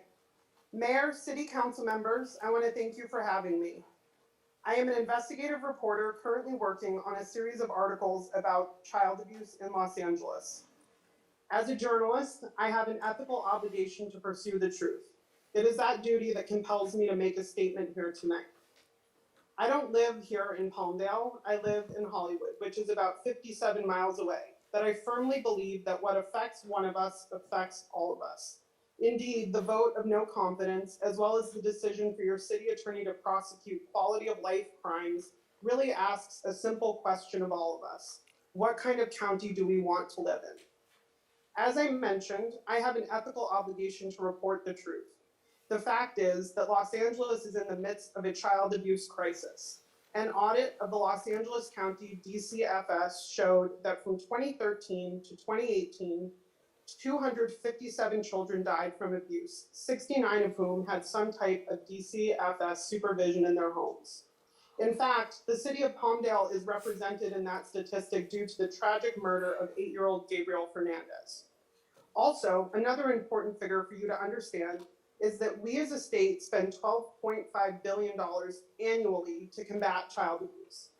While it may seem like a tangent to bring this up, it is vitally important to understand because while CPS and the social safety net continue to fail vulnerable and abused children, it falls more and more on the criminal justice system to pick up the slack. Now it seems that not even that system can withstand attacks made by groups of individuals who seek to undermine public safety, justice, and accountability for their own ends. Quite simply, council members, George Gascon represents an existential threat to public safety in our county, and I use those words intentionally. Linking social capital, or how citizens relate to and trust the ones who govern them, is being eroded daily by the unethical and pro-criminal agenda undertaken by this district attorney and his administration. His actions during his brief tenure demonstrate a clear abrogation of victims' rights in favor of those of the criminal defendant. In researching and listening to victims of crime in Los Angeles, I cannot begin to tell you how many of them feel left behind, alienated from a system that they once found refuge in after facing grave injustice. The way they are feeling should worry all of us. If victims of crime, survivors of crime, and their family do not feel that they can trust the criminal justice system to fight to make them whole, I fear for the path that leads our county down. Time. It is also... Okay, you have to wrap up? Sure. Just quickly on the misdemeanors, it's important for all of you to understand that quality of life crimes matter and that they have an economic impact on communities where they're not enforced. And for those reasons, I suggest a vote of no confidence in George Gascon and also strongly urge the council to immediately direct the necessary funding to the city attorney to prosecute misdemeanor crimes in Palmdale. Thank you. Thank you very much. IT? Yes. Thank you, Thea. Next, we have Ramona. We will be unmuting your microphone. Ramona? Yes. Is there Ramona there? Yes, can you hear me? Yes, and what item are you speaking on? I'm speaking of an item that is not on the agenda that Okay. Monica earlier spoke about.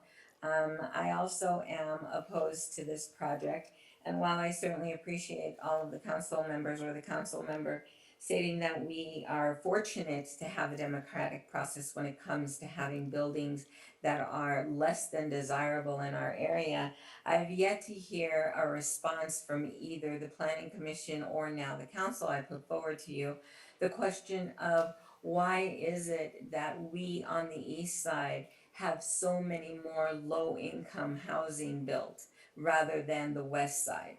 On the planning commission's notes about what could be done with this particular recommendation to either go forward with it or place it on hold or to prevent it from happening, no one prevented it from happening even after hearing at minimum 7 people speak from our part of the community about not having these buildings built in our community.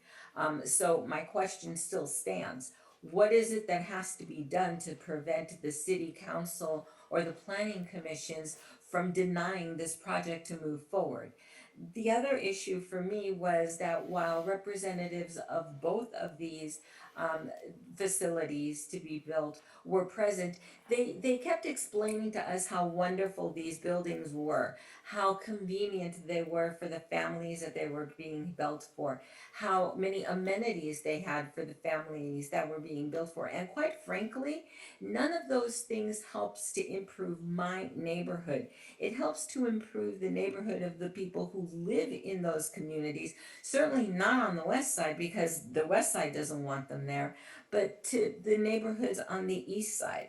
And while I appreciate that further information is going to be done by the sheriff's department in conjunction with the planning commission, the crime data is still going to be there. It's hard enough for us to get a sheriff to come out to the east side to begin with, but to say, oh, we're working with them because of there's a nearby 7-Eleven and there's a school, it's ridiculousness. And for us to have to hire an attorney to represent the people on the east side when we have a city attorney already, who theoretically is supposed to be representing everyone in the city, not just the west side of the city. We want to know on the east side, what is it that needs to happen before these buildings start going up on the west side? As Monica stated, when you have a vulnerable area already made up of low-income personnel or low-income You got about 10 seconds. inhabitants, thank you. And you have additional low-income facilities built in those areas,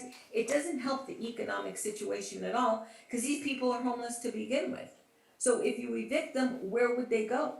Okay, thank you. Thank you for those comments. We have one more raised hand. Okay. Mayor. Participant by the name of Sky. We will be unmuting your microphone.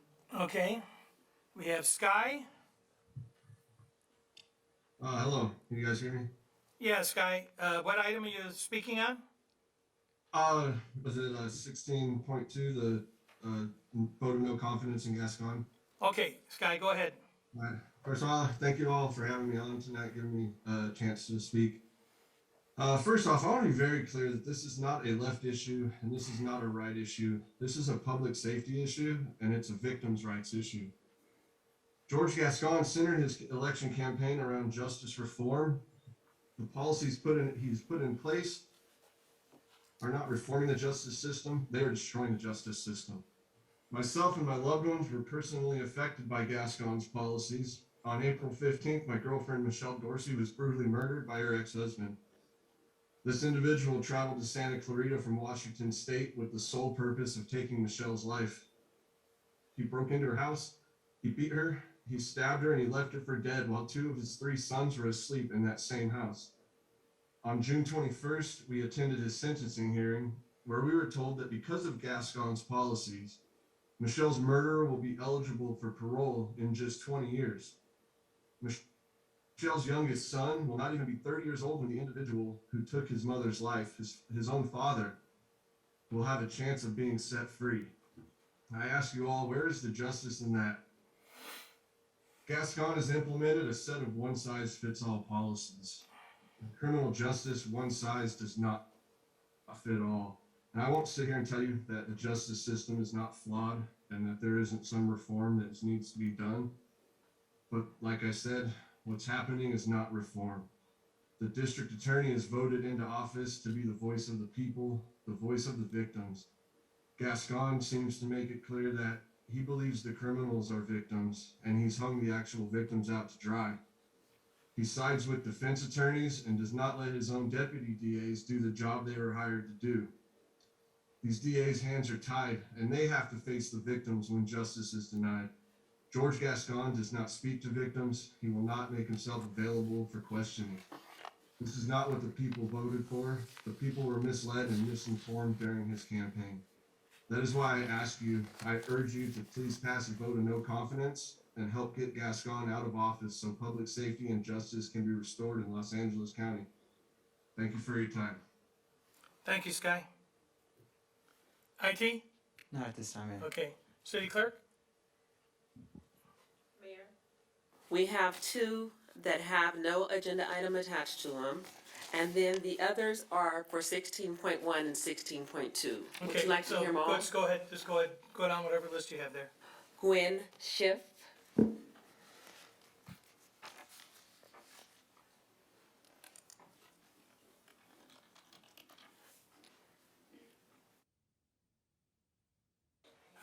State your name so they can hear it.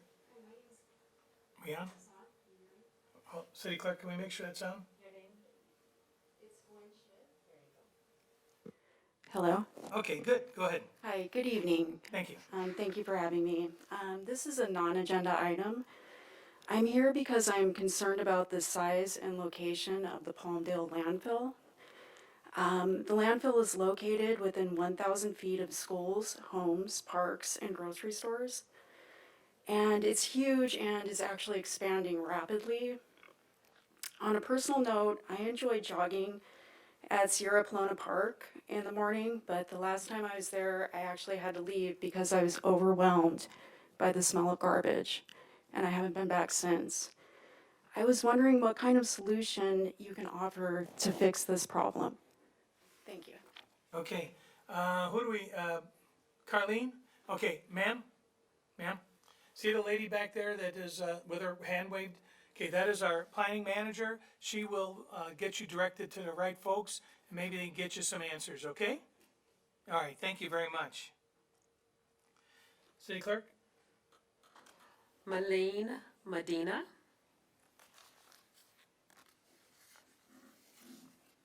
Hi, which item is this? Hi, this is actually a non-agenda item. Okay, Hi, hello, good evening, City Council members and fellow Palmdale residents. My name is Malene Medina, and I am here today to bring awareness to the increase of toxic waste and secondhand smoke due to cigarettes, tobacco waste, and vaping devices. Back in June, my family and I had the opportunity to volunteer with the Smoke-Free Outdoor AV Coalition at their Let's Kick Butts event held at Dominic Mazzari Park. Our objective then was to collect as many toxic cigarette butts and tobacco waste as possible. These products are considered toxic waste as cigarettes hold over 7,000 chemicals detrimental to humans and their respiratory system. At the end of our cleanup, the group gathered well over 1,400 pieces of cigarette butts, tobacco litter, and vaping devices, leaving me and the team in shock at just how much toxic waste there is left around in our public. Portions of cigarettes are biodegradable, but the filters left behind are not.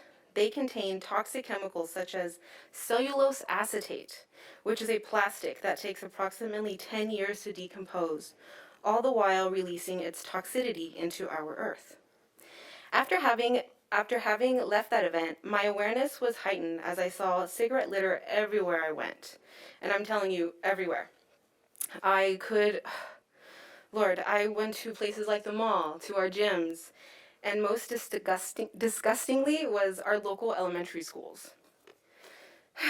I, as an educator, and it just hurts me personally to see that a lot of our kiddos are being exposed to these kinds of things. So my request to you today, council members, is to help us implement more smoke-free public areas, such as sidewalks, parks, restaurants, etc., so that our city may join others in reducing the detrimental exposure of secondhand smoke and tobacco waste to our community. Your support is critical to install proper cigarette butt receptacles so that we may be able to reduce the amount of toxic waste being scattered throughout our town.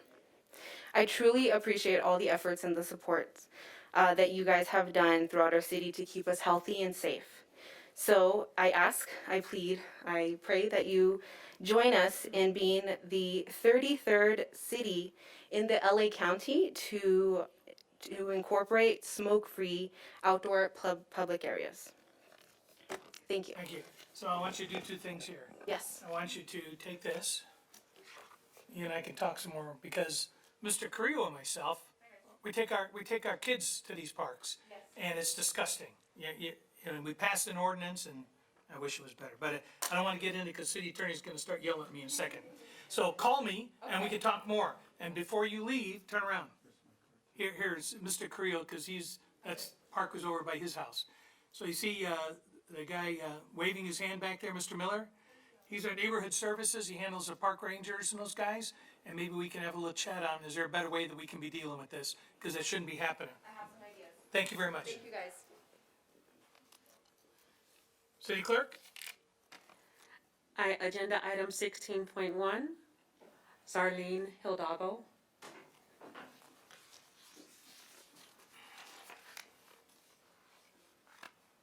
Hi. Hello. Good evening, ladies and gentlemen, and council members. My name is Zarlene Hidalgo. I am the Area Director of Sales of Residence Inn by Marriott Palmdale, Courtyard Marriott Palmdale, and Hampton by Hilton Hotel here in Palmdale. Thank you for this opportunity to come before you tonight to speak in support of the formation of the Palmdale Tourism Improvement District. I, along with my hotel management, property managers at all 3 hotels, as well as my other colleagues, with the many hotels in the area, have been a part of the many discussions and attended many meetings in regards to forming Palmdale Tourism Improvement District. And we fully support it. This will fund tourism promotion, economic development activities designed to increase revenues, not just for the hotels, and I know we're going to have more hotels opening up soon, but also for the restaurants, the many businesses, retail businesses, grocery stores, gas stations, just to name a few. This will allow our city to be more competitive, attracting great revenue generating events, organizations, diversifying our sporting events, and keep our hotels full. We can put great events for our community to enjoy, as well as the many hotel guests that come out to our city to work and visit. The formation of Palmdale Tourism Improvement District will bring success we have seen it witnessed in other cities. We have discussed the management plan and fully support it. Again, thank you for the opportunity, and I certainly hope that this passed. Thank you, and have a wonderful evening. Thank you, ma'am. Thank you very much. City Clerk? Ron Kagan, item 16.2.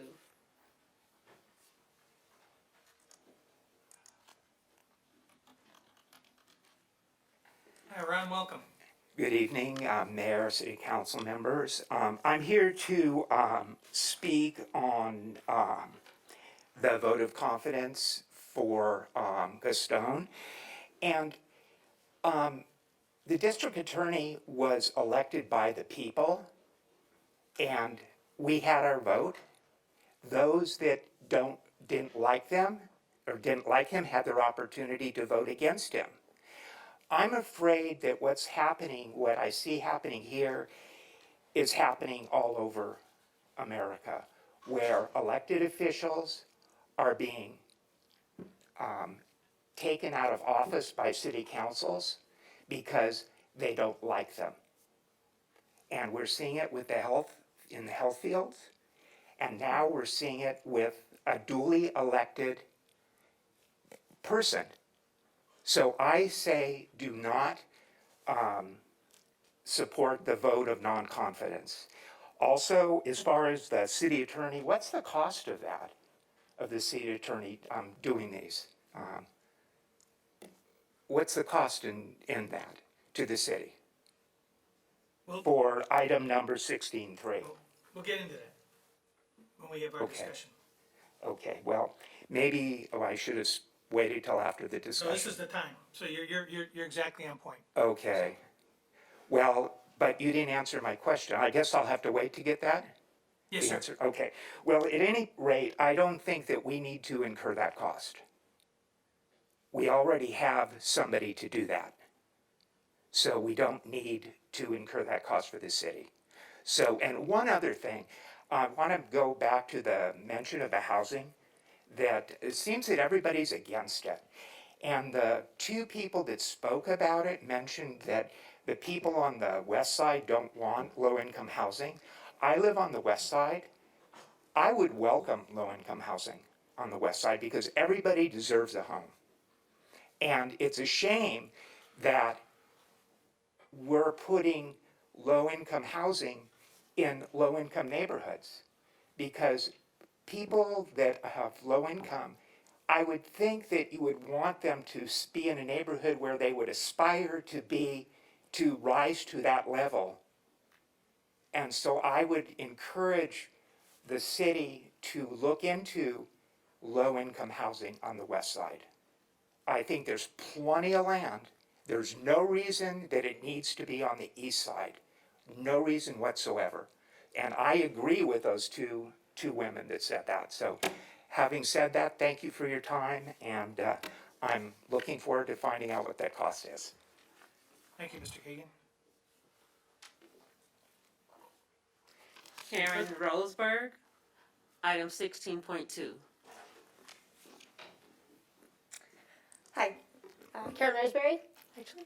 I'm here to speak in favor of the support of a no confidence vote in the District Attorney, George Gascon. I appreciated the lengthy discussion that was held at the last meeting where this matter was initially brought up, and there was much discussion of the reason for this resolution being drafted. We have seen spikes in crime. We are seeing costs to our business owners because misdemeanor crimes are not being prosecuted. We are seeing an endangering of this county. And this is not a political issue. This is not about a partisan nature of this, and this is not about even the recall. This is about elected officials holding other elected officials accountable and establishing a rule of law as the standard for which we will be governed, and by which the city council expects the district attorney to act and to operate and to do his job. And by speaking boldly and with a voice that lets him know that his directives go contrary to the values, the desires, the quality of life, and the laws that are expected to be enforced in Palmdale, it is an opportunity for him to respond, which he has failed to do. He has failed to respond to 27 other cities that have raised these concerns. He has failed to address city councils that have brought these concerns before him. There have been city councils that have taken gradual and incremental steps in writing letters to him, asking him to revisit those policies, and still no action taken until they also have come on board and actually voted with a no confidence vote as well. At this point, we have an individual who is failing to uphold his oath of office. He is failing to uphold the job that he was elected and duly elected, as has been brought up, to do. He was hired to prosecute crime. That is the job of the district attorney, and he is failing to do exactly that. And it's now coming back to this city to have to take up a job that he's not doing. And if there are costs that are being incurred, then that's a valid point to actually raise, but it's something that should actually be sent to the county, should be sent to the district attorney's office to expect his office to pay for those costs that now have to be incurred by our city because he's failing to do the job for which he was elected and for which our tax dollars are being paid. And so for these many reasons, including other ones that I know had been discussed previously and at length, and I hope continue, to be discussed as this resolution is brought forth, I do hope that the City Council will, in fact, vote no confidence in DA Gascon, because again, it's not about his recall, it's not about his partisanship, it's about the fact that there's a job to be done and he is not doing it. And he should be told that in no uncertain terms. Thank you very much for your time and thank you very much for your consideration on this matter. Thank you. City Clerk? Ruth Sanchez, item 16.2 and 16.3.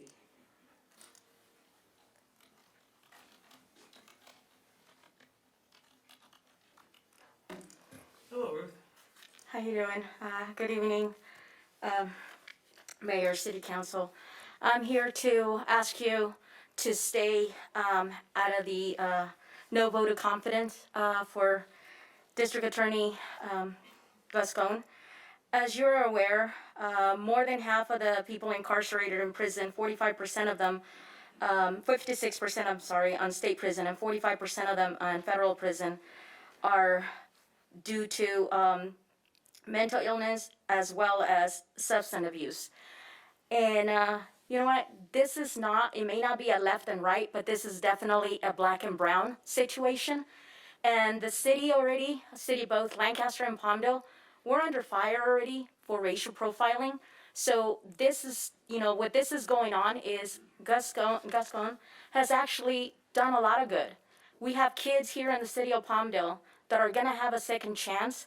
They were prosecuted as adults, but now they're gonna have a second chance so that they can get prosecuted because of the drug use that they have. Do we need laws? Absolutely. But we need to understand that the city of Palmdale has a lot more to do, and there's a lot more things that we can do with the money. I'm not sure that our city manager, that our city attorney is capable of following these situations and doing all of that. Excuse me. And he can go ahead and do the prosecution that is need to. We have elected somebody. Let's wait until election. If we're not happy, get out and vote and get him out then. But for now, there's a lot of things that are going on. Here in the courthouse, as you know, is being nicknamed the hanging ship. Because you go in for a traffic violation, you get out of there with 3 years probation and 6-month jail. I have witnessed that myself. I have seen individuals going in, and it has taken us to go in and speak with district attorney when they won't even look at them.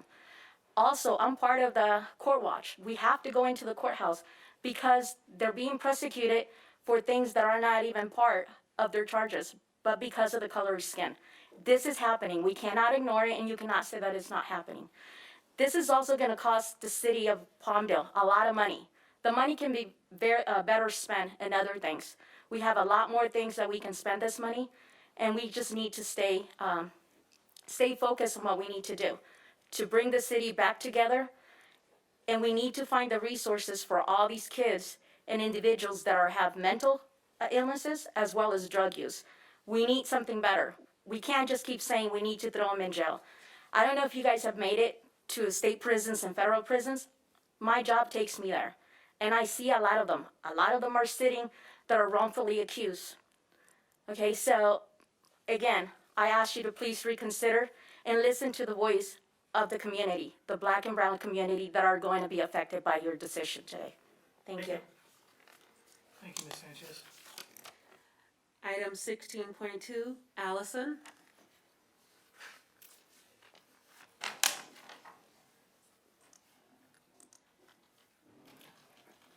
Good evening. Good evening, Mayor, Council. I am speaking in favor of Gascon, the 16.2. As a spouse of a law enforcement officer and sister of a deputy officer, I am very happy that you guys are taking this on, and it means a lot to me that you're actually considering this. A little background is that my husband was injured recently, last May. He was injured by a gentleman who decided to, instead of receive a ticket, decided to back up and run over my husband. and he's okay, but he got away, and it took longer for the police to catch him than for him to serve any time in jail at this point. And recently, we were just made aware that he may not even be prosecuted, and it bothers me immensely that someone like this, who had a strike against him, who fled the scene of the crime, is able to avoid prosecution and not serve any time. And what's there to say that he doesn't think that this is okay to do at a future time to another police officer? And I know that our city will not prosecute anything like this, but it goes a long way to see that you're actually standing up for something like this. So I appreciate it, and I thank you for your time. Thank you, ma'am. City Clerk? Okay, anybody else here want to speak on any item on the city council agenda other than the public hearing? This is the time to come on up and that's on item 14, but this is the time to speak up. So make sure you get a slip over there so we have the ability to follow up on these items, okay?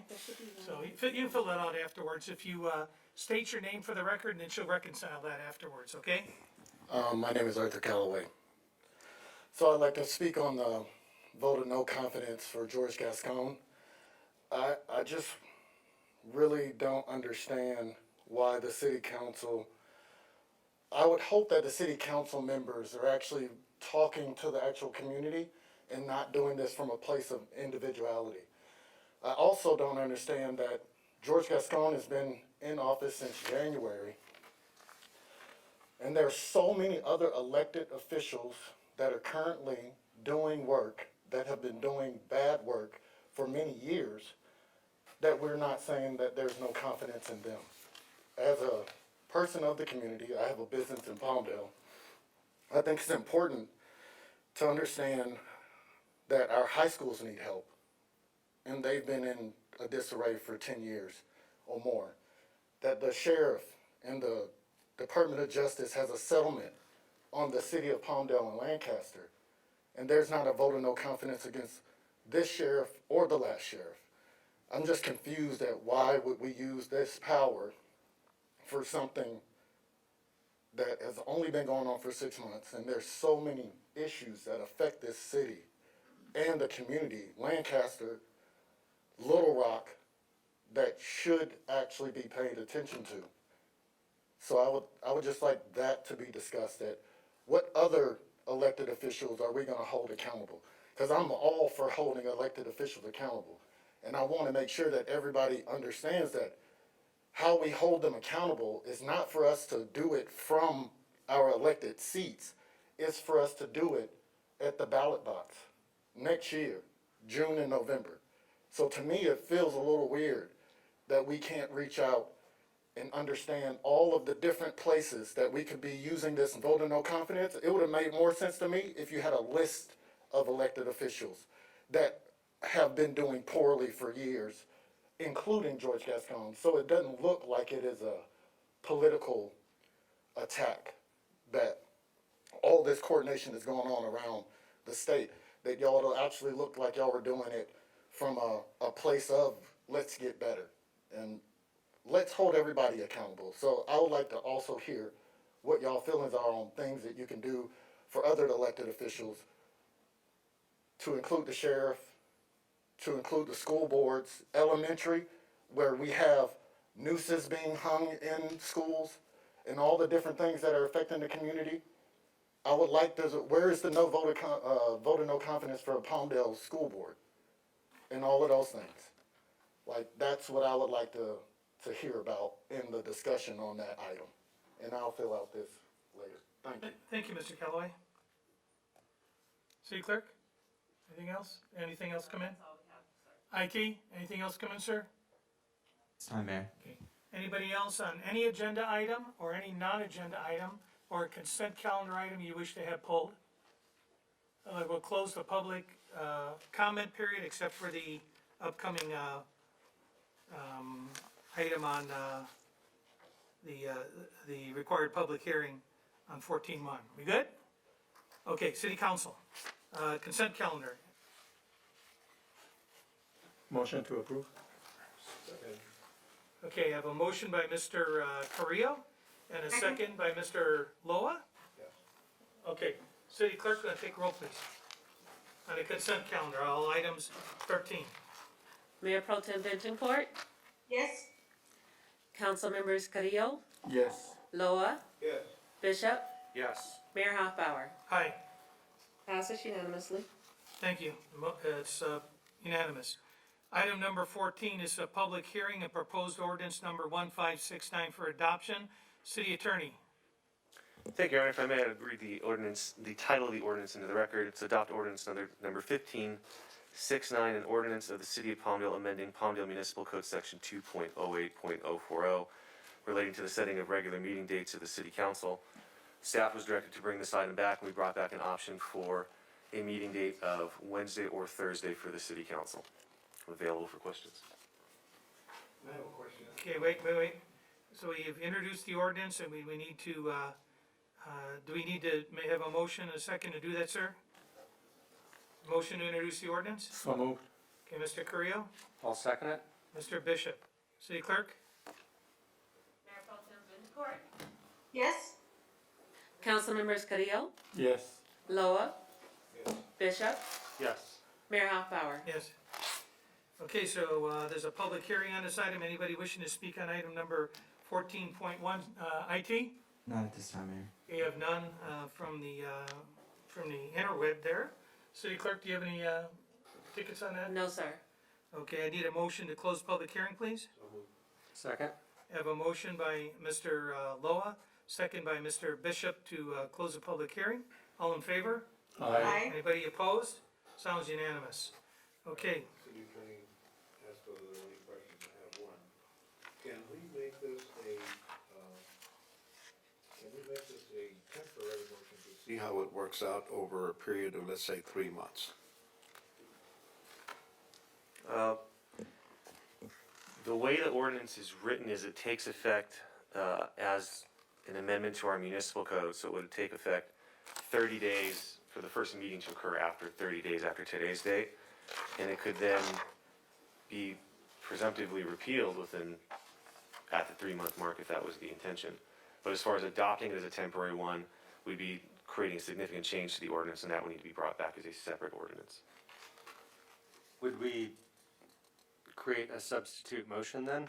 I think our concern was, like, when we were talking last time, is we were concerned with our schedules and how everything might play out as far as staff and all the other meetings we have going on. So I think in a way of compromising, we want to just test it out and see how it works for 3 months. I'm in favor of Thursday. I think that would be a good day for us to switch to. Although, it's a day that staff, we don't have staff that works on Friday. And also it kind of changes everyone's schedule. I think we'll be able to make it work, but I think it would be good for us to test the water with and then see how it goes. Can we do that, Mr. City Attorney? So we can't substitute an ordinance because it was required to be posted prior to this hearing. So if we make a change to the ordinances as proposed by picking something other than Wednesday or Thursday, we'd have to bring back a new version of the ordinance at our September meeting. but you could theoretically, not that I am in favor of any of this, but, you could theoretically, make the motion with the direction to bring it back to be reevaluated in 3 months? That's correct. It could be approved with direction to bring it back within 3 months. What would be the parameters of testing if this is gonna work? What's the council concern about it working or not working? And for the benefit of the public, I think that I should state the reason why this is on the agenda. Back when I was elected in 2016, the meetings were held on Wednesdays. At the time I worked for the city of Coachella. It's no mystery, it's no secret that I work 140 miles away from Palmdale. I work for the Coachella Valley. In 2016, I worked for the city of Coachella, their meetings were on Wednesdays, council meetings and planning commission meetings. The meetings in Palmdale were on Wednesdays for city council. When elected, I requested that the meeting days were changed to a Tuesday so that I could serve as an elected official for those that I represent.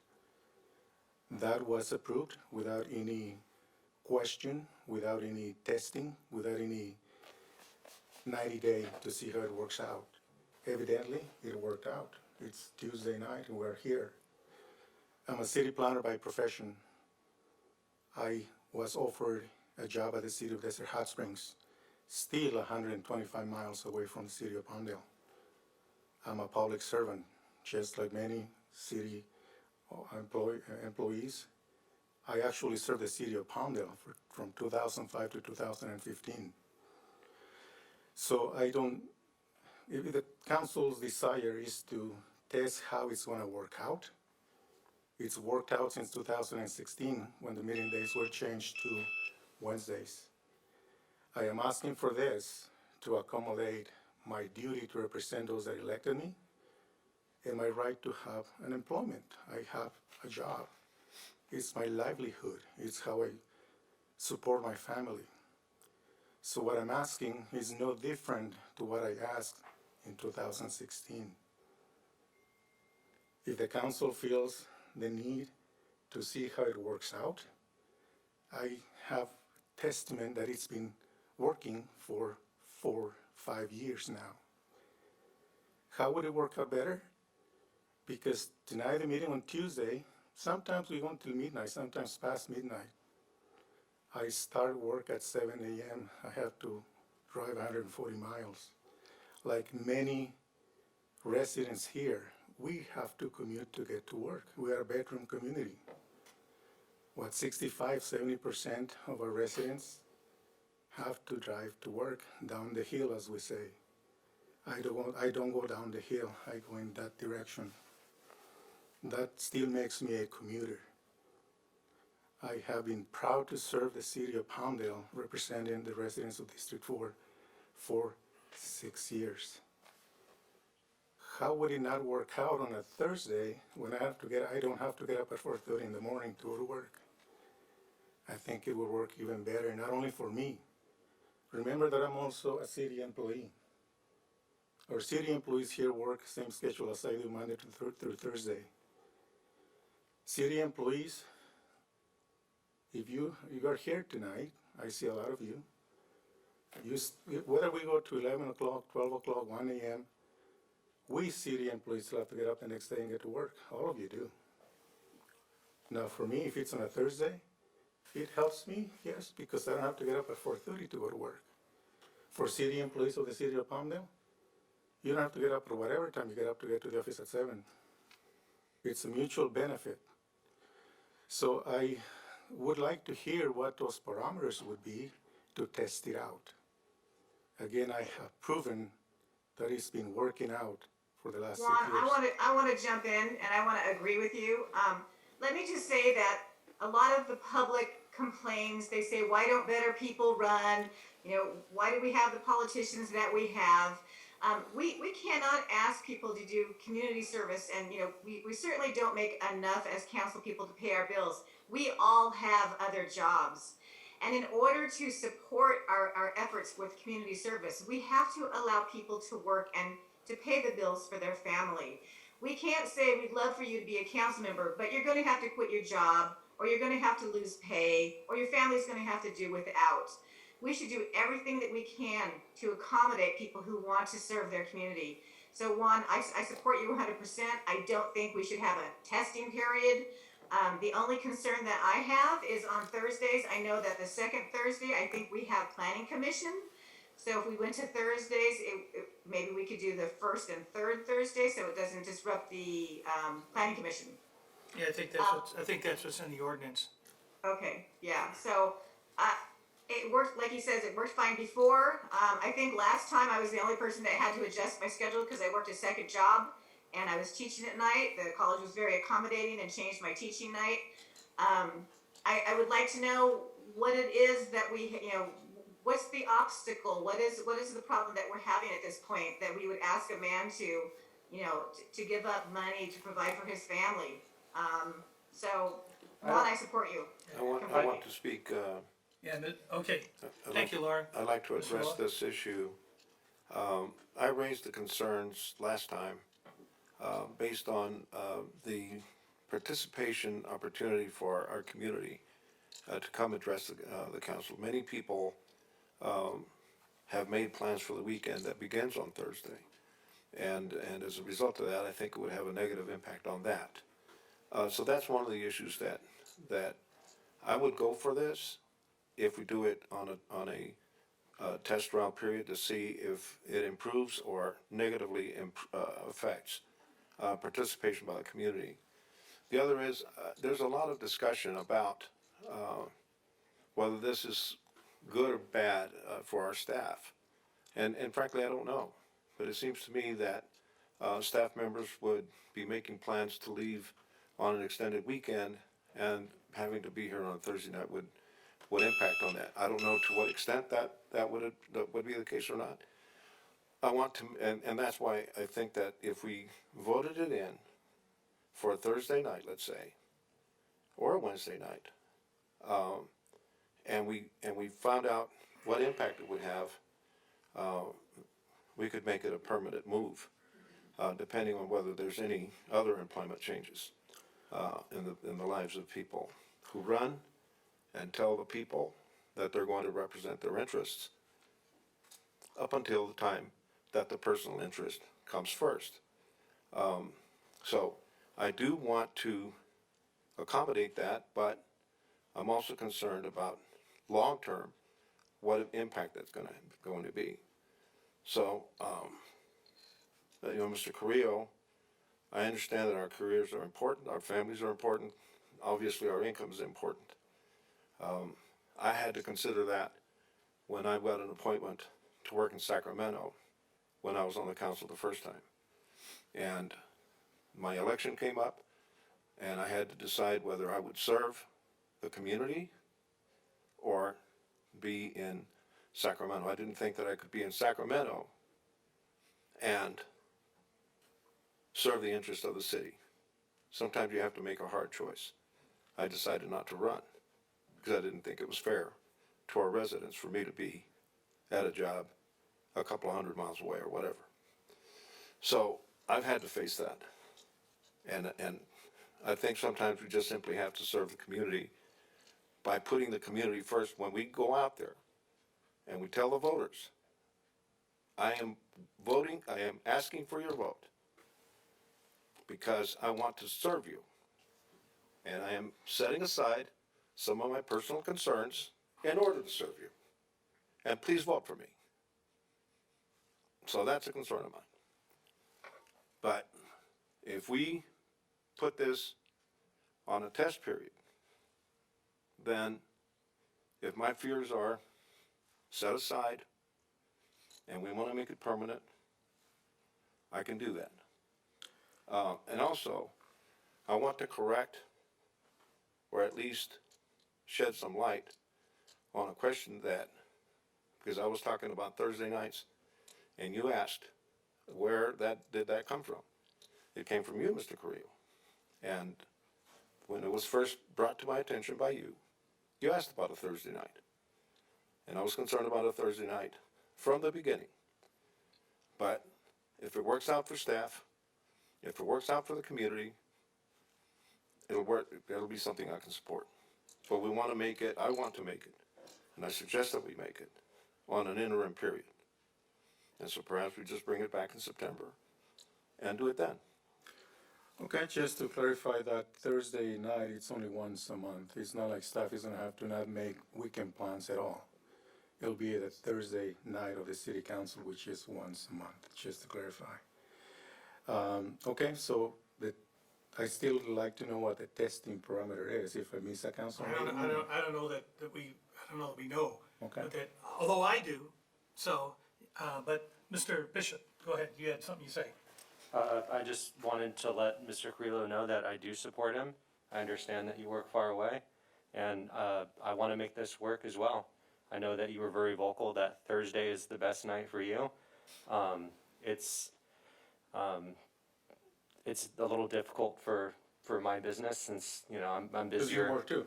Right. Yeah. I work, you know, long hours on Fridays for deadlines on the weekend, but I'm willing to put that aside and do my hardest to make that work. And I want to see you on this council, and I want to see you get the date that you get, and I want to work and respect my other council members as well. And I think it will work. I don't think there's going to be a problem between the staff and the community, and I think we can definitely all make this work. And once we get it going, I don't see there being a problem. And I support this, and I support you. Okay, I agree. I thank you for the consideration, and I can assure you that I am confident that it will work. So, while we're talking about work, stuff like that, I've been in that same boat.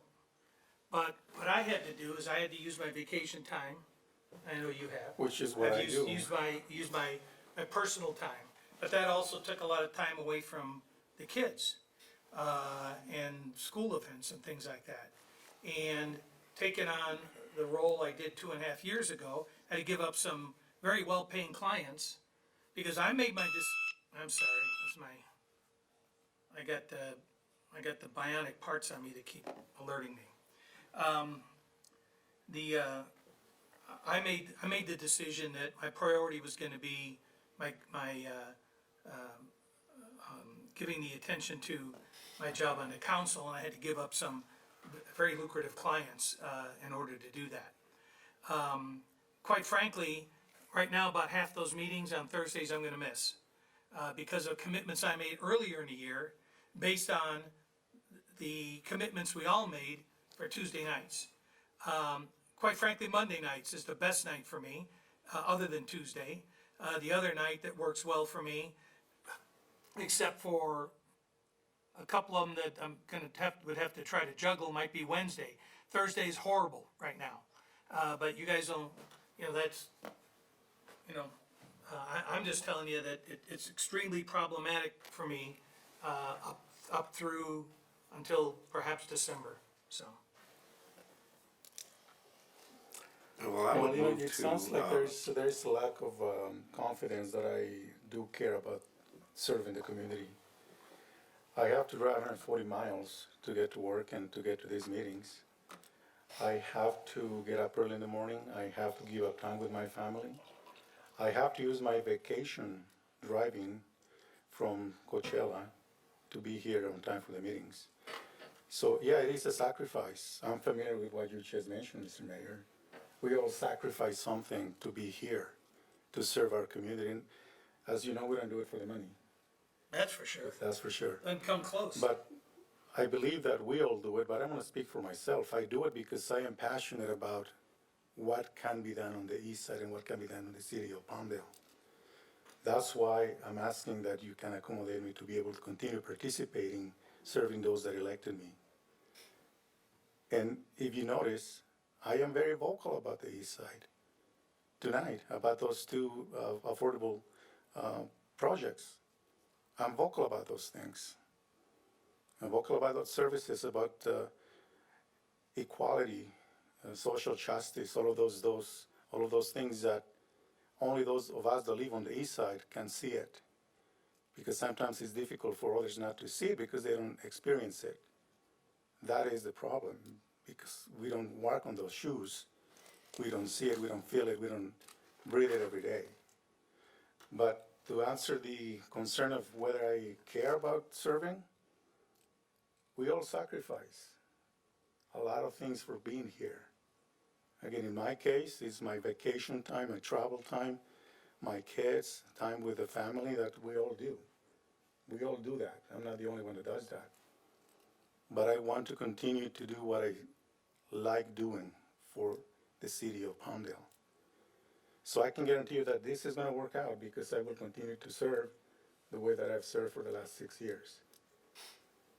Well, I would move that we bring it back in September with the proviso that it would be for a period of 3 months. And, we could make it, if Wednesday's the best night, we could make it on a Wednesday night. So I would move to have this come back in September for a meeting on Wednesday night for a period of 3 months, which would be October, November, December.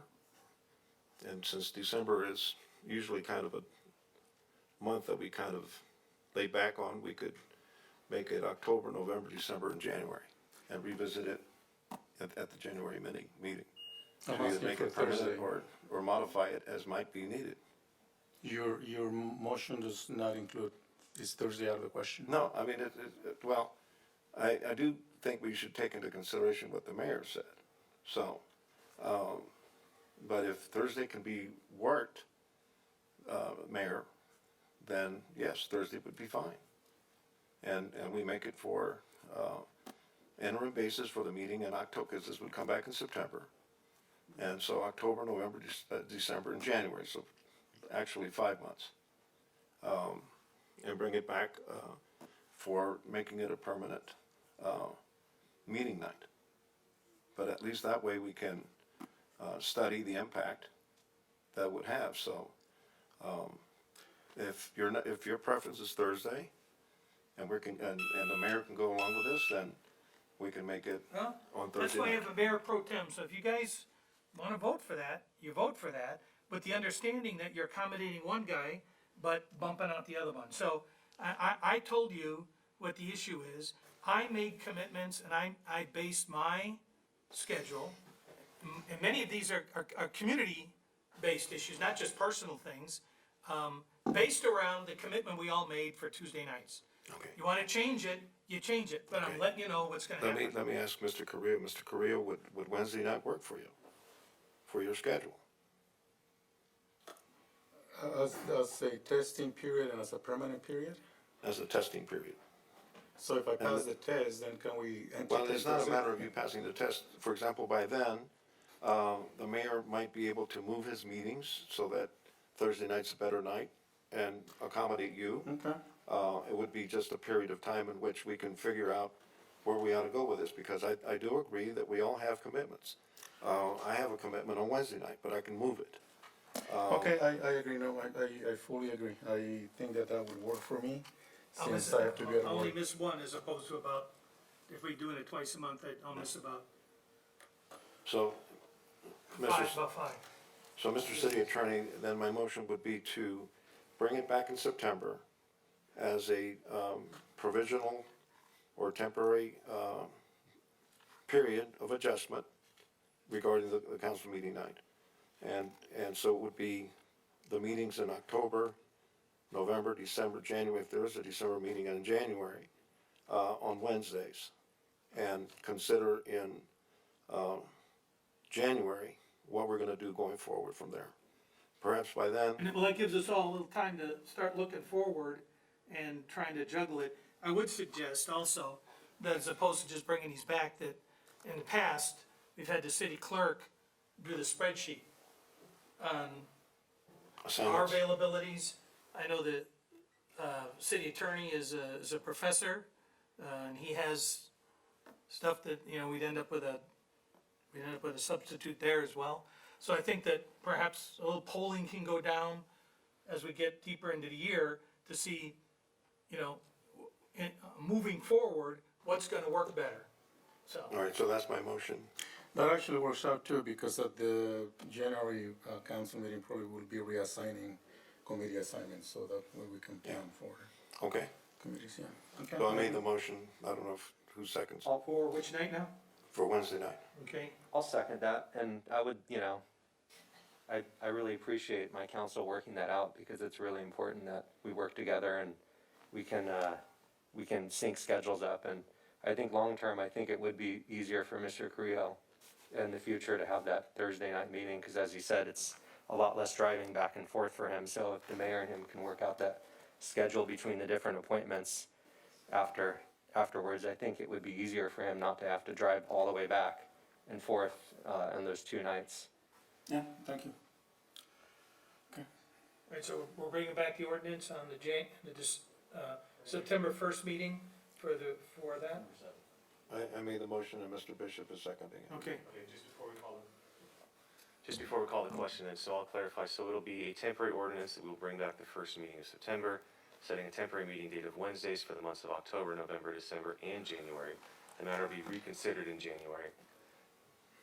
Yeah, for a possible move to a Thursday or Or, any other or alternative. it might day. stay there, or Laura's school schedule may change, and Monday ends up working. I know staff hates Monday because that's like a death to get your reports on a Monday. I get it.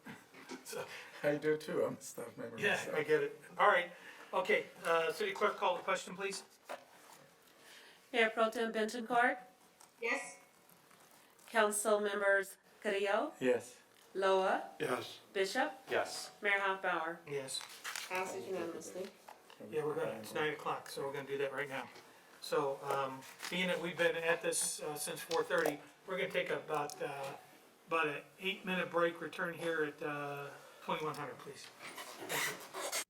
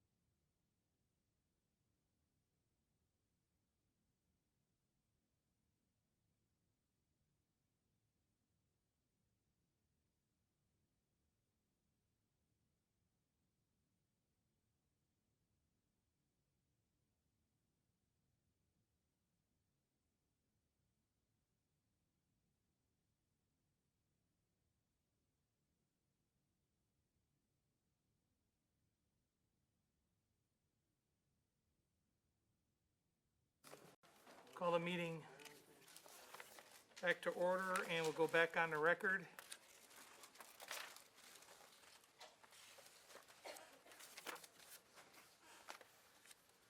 Okay, so we're at item number 15. City Clerk, you want to give us a brief report on item number 15, please? Yes, Mayor and Council.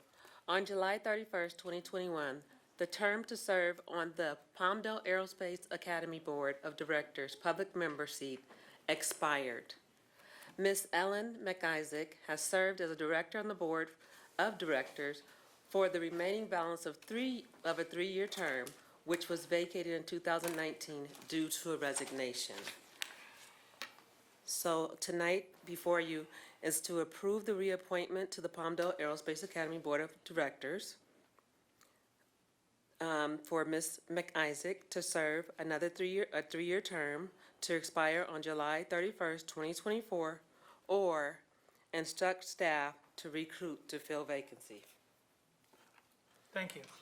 Okay, for the council's benefit, I did get the confirmation from Ms. McIsaac that she wished to continue to serve. I did check with some other members, and as far as her participation in her, they all spoke highly of her as a valued member of that board. So that is my motion. I'd appreciate the support on that one. Do we need a second? I think we just put it Put it to a vote. Put up for a vote. Mayor Pro Tem Bentoncourt, Yes. Councilmember Carrillo, Yes. Loa, Yes. Bishop, Yes. Mayor Hoffbauer. All right, Passes unanimously. okay, and the next one is the Housing Authority. To approve the reappointment of the following individual, which is Ms. Ragasanes, for a term set to expire on September 30th, 2023. Okay, and these are traditionally sort of difficult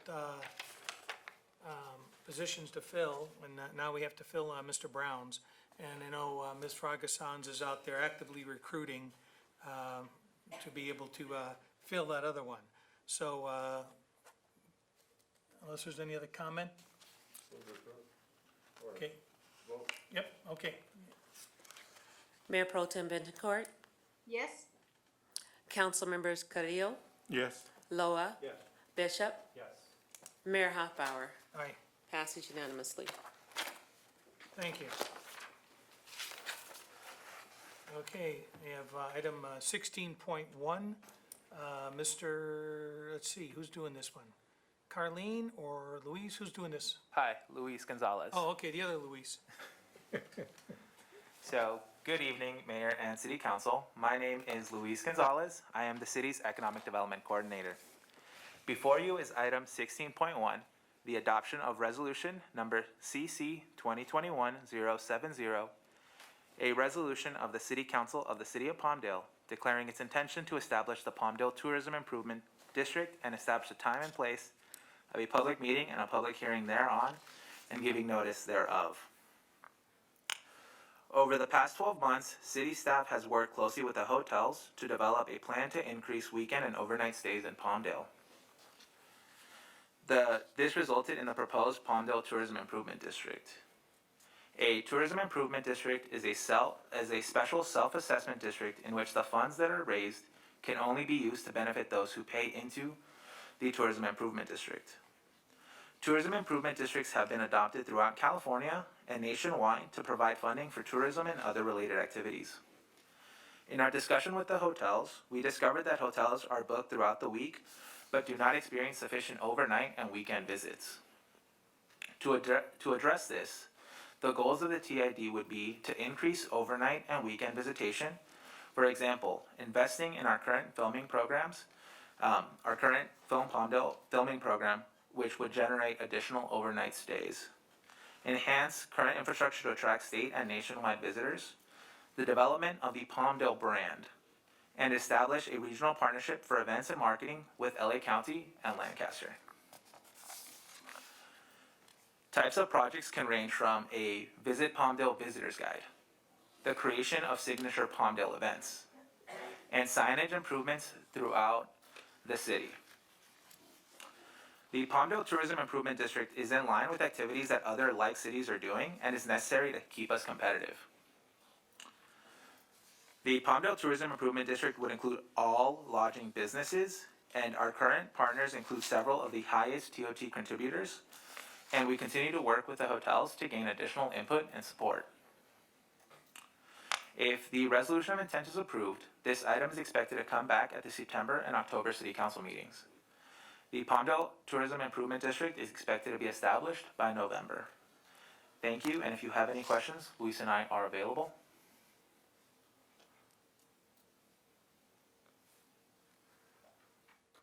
What's our current TOT? Our current TOT rate is 10%.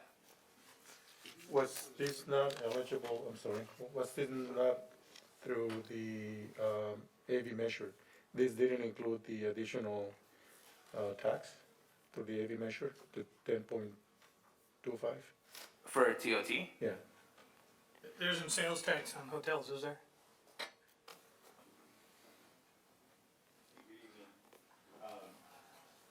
This is separate. It's This is separate, okay. completely separate.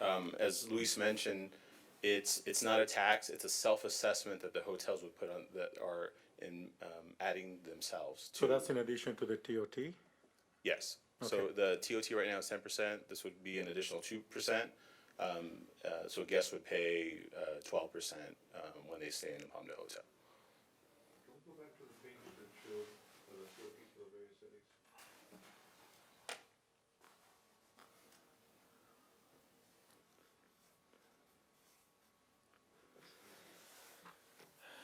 Lancaster's at 7, and then theirs is at 2%, then 9% total. We're at 10, and 2%, and we'll be at 12%, so 3 points higher than Lancaster.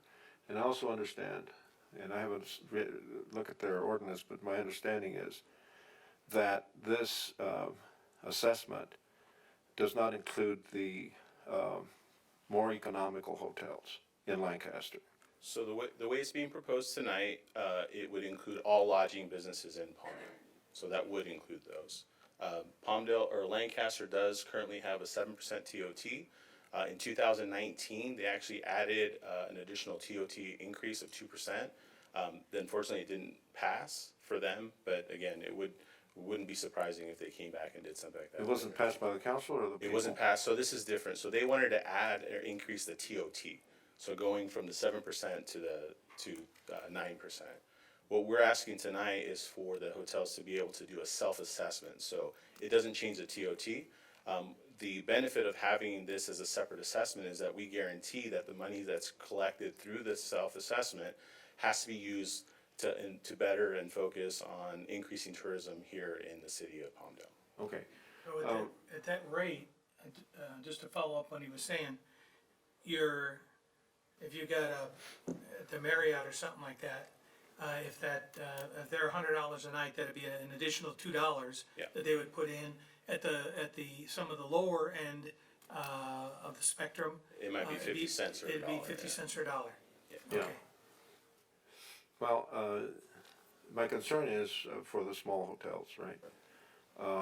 And we have a couple on Palmdale Boulevard. I don't know that there was outreach to them to see what kind of impact it would have on them. Because it's not just the fact that they're gonna add $1, let's say, to their rate that night. But they also have to do some kind of accounting, some kind of auditing. I mean, something has to go on, which I assume that the hotel operator has to do.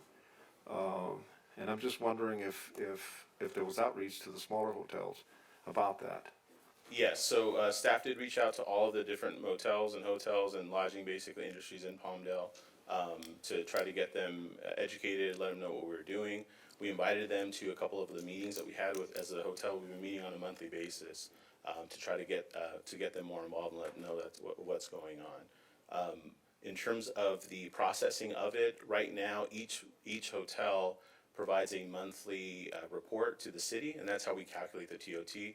all we're doing is simply adding one additional line item, so there's not any additional auditing, there isn't anything that the hotel itself has to do outside of just filling out an additional line on a form that they already submit to the city on a monthly basis. So you're saying that you outreach to the Sherwood Hotel, for example, the operators or owners of that one? Yeah. The Oyo, the Red Roof Inn, the.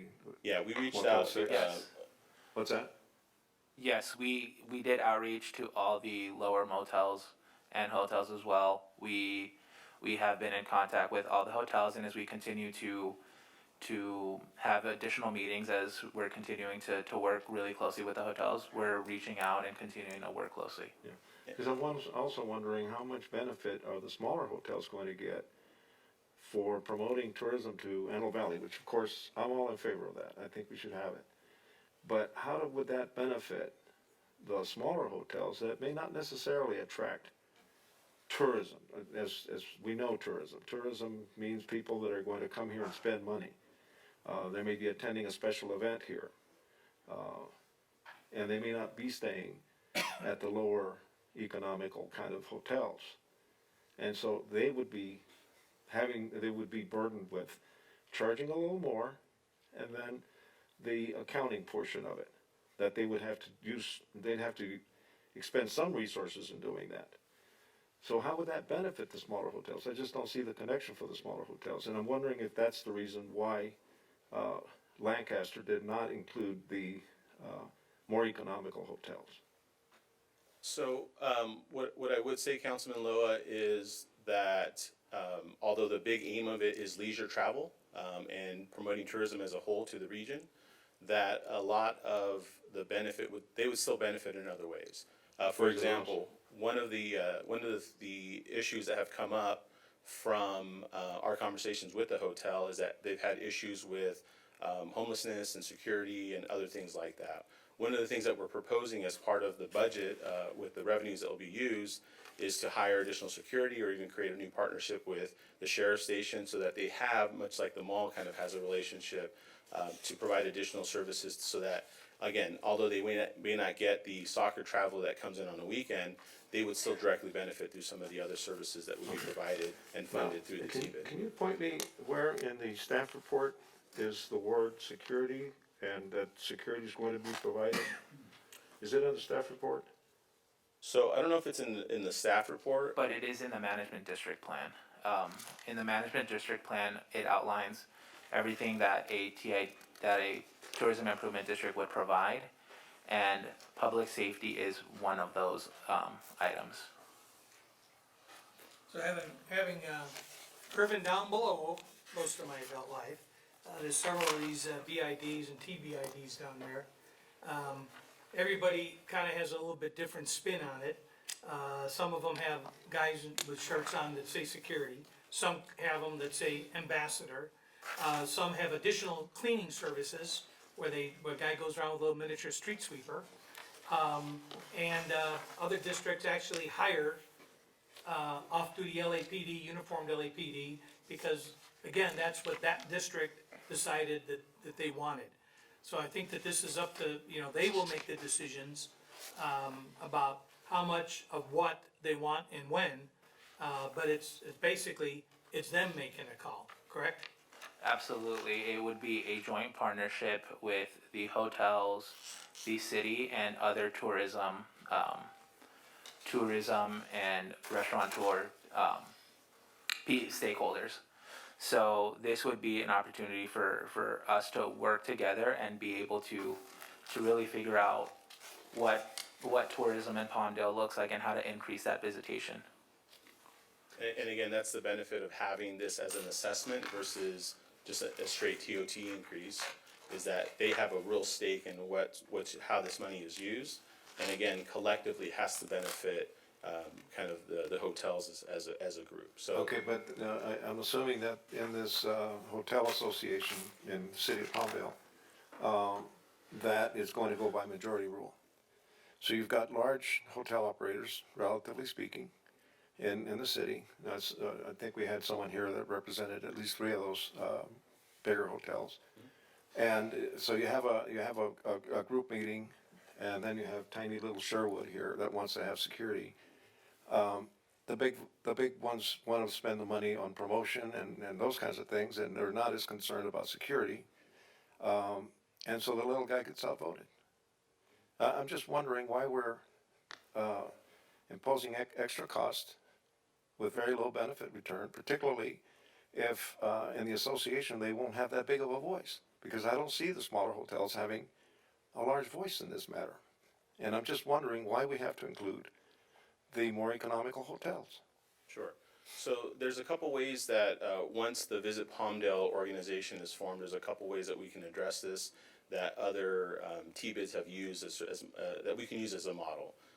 Some areas have their T-bids set up where there's a guaranteed representative on the board representing the lower smaller boutique style hotels, and then representative medium size and large size. That way we can guarantee that there's at least some representation on the board and that has a bigger voice. I think between all of those motels and the hotels, I think a lot of the stuff that we'll be doing and promoting, there is a lot of mutual benefit. And we talked about security. I think in our conversations with all the hotels, that's their number one priority.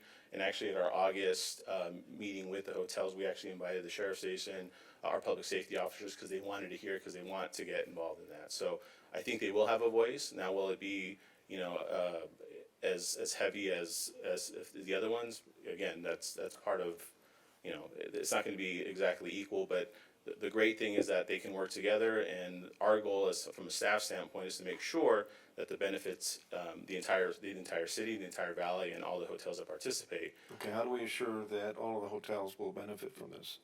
I think- What do we have to write into this proposal to assure that the smaller hotels will get the benefit of increased price and accounting services that they'll need to have? Sure. Well, I think what I just mentioned, I think is one good measure that we can implement and include as part of it, to make sure that when they have a voice on the actual board, the board of directors.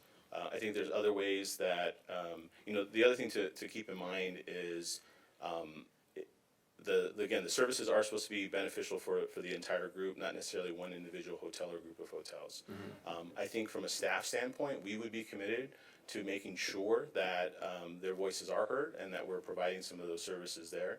But we would definitely be open to adding anything to the management district plan to ensure that that is the case. I think one of the things I think I'd be concerned with is, and I think you're absolutely right. I think that some of these guys also are paid through voucher systems, like through GAIN. So it becomes a pass-through in some cases. But at the same time, I'd be reluctant to exclude them and say, no, you're not the Marriott, so forget you. You're not gonna be part of the game.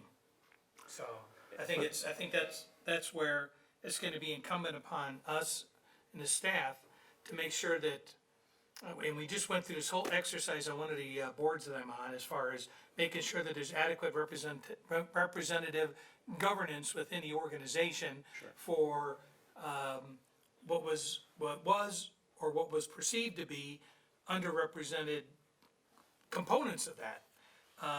We actually went through that with two boards. So I think that process should not be difficult, but I think it needs to be emphasized. So it's not gonna be mandatory for every hotel to be part of it, right? So the way it's being set up now, on the guidelines, we would include all lodging businesses. Include them, but you're not forcing them to be part of it. They can join if they want to. It would be, everybody would be included as part It's of it. mandatory. It's not an opt-out, yeah, it's not hey, only us get into it, they don't. And again, one of the comments that we did hear from the hotel owners is that, hey, look, if we're gonna do this, to be fair, like, we should all be contributing, because everyone's gonna benefit potentially from this, That's what I'm concerned from with, this tourism. the phrase, they're all going to benefit. That's what I have a concern with, that if you write something in to this setup here, that is going to assure representation by the smaller operators, and that they are going to in fact share in the benefits, then I'm fine with it. But I think there has to be some showing that it's not just going to be the larger hotel. I'm all in favor of larger hotels. The more, the better, and the more people we can put in them, and the more people we can attract to to Antelope Valley and particularly to Palmdale is great. I'm all for that. But I'm also concerned about these smaller operators that have more of a transient clientele, and some of whom, you know, a dollar makes a big difference. And so we're going to compel them to be in it. They can't opt out. And if they also don't have a voice, that's a big concern to me. Absolutely, and I think, again, like I mentioned, there's definitely ways we can incorporate that into the management district plan. There are 2 more meetings to give us an opportunity to make any modifications to the plan. So We're not adopting the plan tonight, we're only Tonight, all taking you're the doing- necessary steps Right. to declare that we're moving forward with this, Yeah, correct? there'll be a public hearing in September to open it up, and then there'll be a second one in October to finalize it. You're gonna have The recommendations. street, so. Councilman Lowell, we hear your comments loud and clear, and we'll make sure we make amendments to the, it's crystal clear. I've had some lengthy discussions with Luis as well leading up to this, asking, how does this work? How are we gonna make sure, it's very equitable between all the hotels? And I'd like to thank you, because I know you've done a good job reaching out to all the hotels, and I appreciate the one of the managers from the 3 hotels coming out and showing her support, and you going out there and getting that support from them, because they're an integral part of this. And I share my council's concern, but if this is done correctly, it will stimulate economic development, travel, and produce more jobs here, which is ultimately what we want. We want to bring people here. We want to get more money and opportunity here, because that's truly what this city needs. And I think that with the larger guys could also argue that, well, we're putting in 90% of the money because our room rates are so much higher, and we're contributing so much more. Maybe it's 70%, maybe it's 80%, but they could argue, well, we should have a weighted vote. So we gotta be careful where that line goes. So I think we're making it real clear. Yeah. We wanna make sure the outreach is going on, we wanna make sure that everybody's got a voice, and then we find a mechanism by which it's not just, the JW or the Ritz-Carlton that's getting, We'll work on those, the next ones that open up. So just the last, I guess, closing remark is, there are some built-in checks and balances for that. As we set up this Visit Palmdale organization, that's gonna be kind of the oversight board for this group, there will be a representative from the council to make sure, again, that voice is heard, and you can, or somebody from this board can make sure that they're lobbying for it. The other part of it is that the assessment there's a 5-year period window. So if we're not performing as a city and we're not delivering on the things that we've included in this management district plan, there's another opportunity for the hotels to say, hey, look, you guys didn't deliver, you said you were gonna hear our voice and listen to us, and it comes to this council, and it comes right back to this process. So there'll be plenty of opportunities for you, some checks and balances there, to make sure that we're committing and we're following through what we say we're gonna do. okay. All right, thank you. Ms. Betancourt, you have anything else?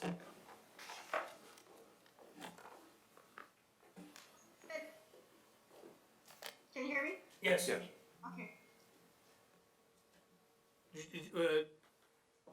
Anything in particular, or I just wanna make sure we're not ignoring you over there?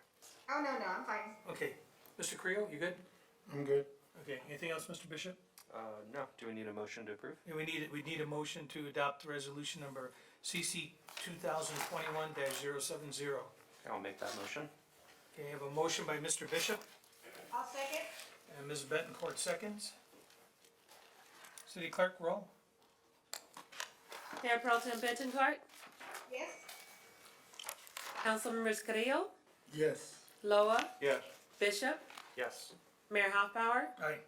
passes unanimously. Thank you. Here we are on item number 16.2. So we brought back this resolution to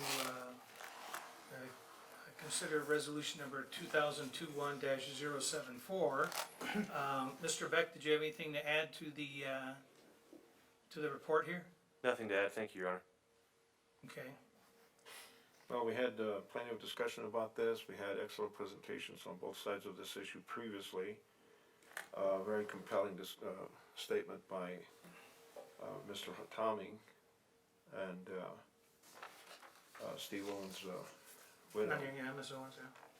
And there's no question, in my mind anyway, that the fact that there are arrests for these misdemeanors, trespassing, disturbing the peace, criminal threats, drinking in public, drug and paraphernalia possession, being under the influence of a controlled substance, public intoxication, resisting arrest, driving without a valid license or with a suspended license, or a minor in possession of alcohol, loitering, and loitering to commit prostitution are actually happening, and yet the district attorney is not prosecuting these crimes. This is a question of the public being protected.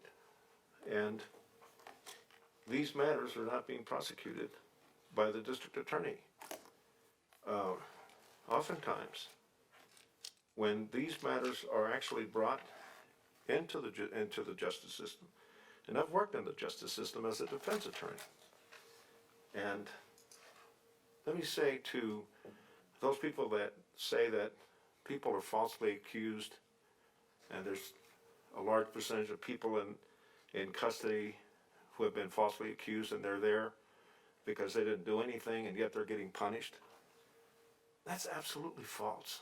If you know how this system works, if you know all of the different levels of protection there is for the individual, starting from the arrest, probable cause for arrest, to a presentation to a detective who makes a presentation to the district attorney. Back when the district attorney was prosecuting crimes, the district attorney looks at that case to see if that case can be proved beyond a reasonable doubt. That's a very high standard of proof. The highest standard of proof in our law. And if it gets past that, there's an arraignment. In a misdemeanor case, the matter is set with a not guilty plea for a pretrial process where the defense attorneys and the public defenders, and I served as an alternate public defender, and nobody can tell me that the public defenders don't represent their clients adequately. These people are professionals. They come from some of the best law schools. They know what they're doing. They know the process. They know the district attorneys. They know the judges. And they thoroughly and competently and professionally represent their clients. I hear over and over that the public defender doesn't do their job. That is wrong. All the people that I've known working in public defender's office, alternate public defenders, the ICDA, and private attorneys do their job. And if they don't do their job, they will be taken up with the state bar or an appeal to the appellate court for inadequate counsel. And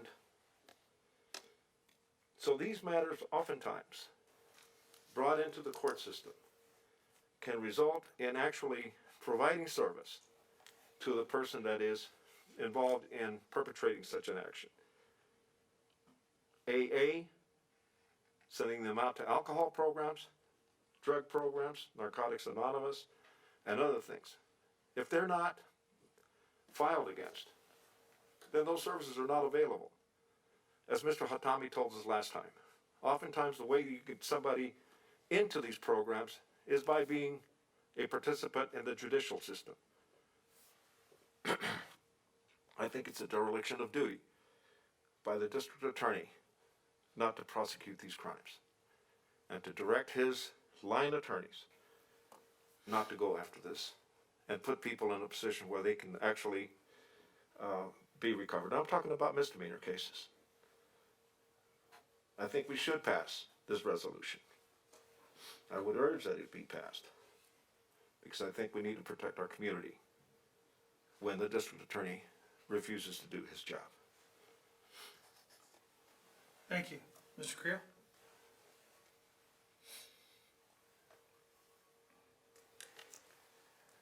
There was a lot of discussion on this issue at the last council meeting, and it took a lot of courage for those that came and testified, especially the widow of the officer that got murdered in Lancaster. She had It was to. Sergeant Owens. Oh, Sergeant Owens. Tanya. She had to relieve that for the third time or fourth time, whatever. Many times she's been telling us that awful story. I do believe in what's right and what's wrong, but I also believe in democracy. And I want to thank all of those that spoke on this item, because it does take some courage to come out and speak about their personal experiences and how these policies have really affected their lives. Some of them have lost loved ones, and these policies are affecting a lot of people. I realize that. But let's not forget that he campaigned on justice reform. That is not to say that I agree again with the results. I know that change is difficult, painful. I've gone through that myself. We've all gone through some sort of change in our lives. And in organizations, and this is a clear case of maybe unintended consequences because of the policies that he's implementing. But again, that's what he ran on. He ran on justice reform, and the people elected him. Now, for the youth, those kids that unfortunately through bad influences, they get into the system, as they call it. They get into the juvenile system, and I know it's difficult for them to get out of that system. That is one of the things that he is trying to improve. I know that his intentions maybe were not what we're experiencing through those policies. Unfortunately, they are. Maybe unintended consequences. I doubt that he intentionally thought of hurting people rather than helping them. I don't think that that's anybody's desire in running for office. Nevertheless, he was duly elected. There were comments here about how city councils can guide that recall and get them out of office. Yeah, that's also a democratic process. We have the right to do that. That, in fact, has already started, the recall process. And it's going to be on the ballot. And we are going to make sure that we vote on this issue, wherever we stand. But that's up to the voters, that's up to us, the ones that make those decisions. I have listened to everything that was said. And I also looked at statistics. The concern is about protecting the residents of Palmdale, correct? That's what we are here for to do. We have a sheriff's contract. We spend $20+ million a year on a sheriff's contract. And it is everybody knows that there are positive reports showing that crime in Palmdale is decreasing. In fact, in 2017, it went down 8%. I actually requested some of this data, and in 2018, Part 2 crimes decreased 8% in the city of Palmdale. I am not saying that the policies that DA Gascon is implementing have anything to do with it, but what has to do with that crime decline is our partnerships with the community groups, working with the sheriff's department, working with them in the coffee with the deputy, going into the neighborhoods that are the bad neighborhoods. Maybe they're out there. They're creating those relationships with our residents. They're out there in the parks playing basketball with the kids. That is what has been effective in lowering the crime in Palmdale. I care about public safety, but I look at statistics too. I look at the reality. Some people mention that this is just a political statement. Quite frankly, it is.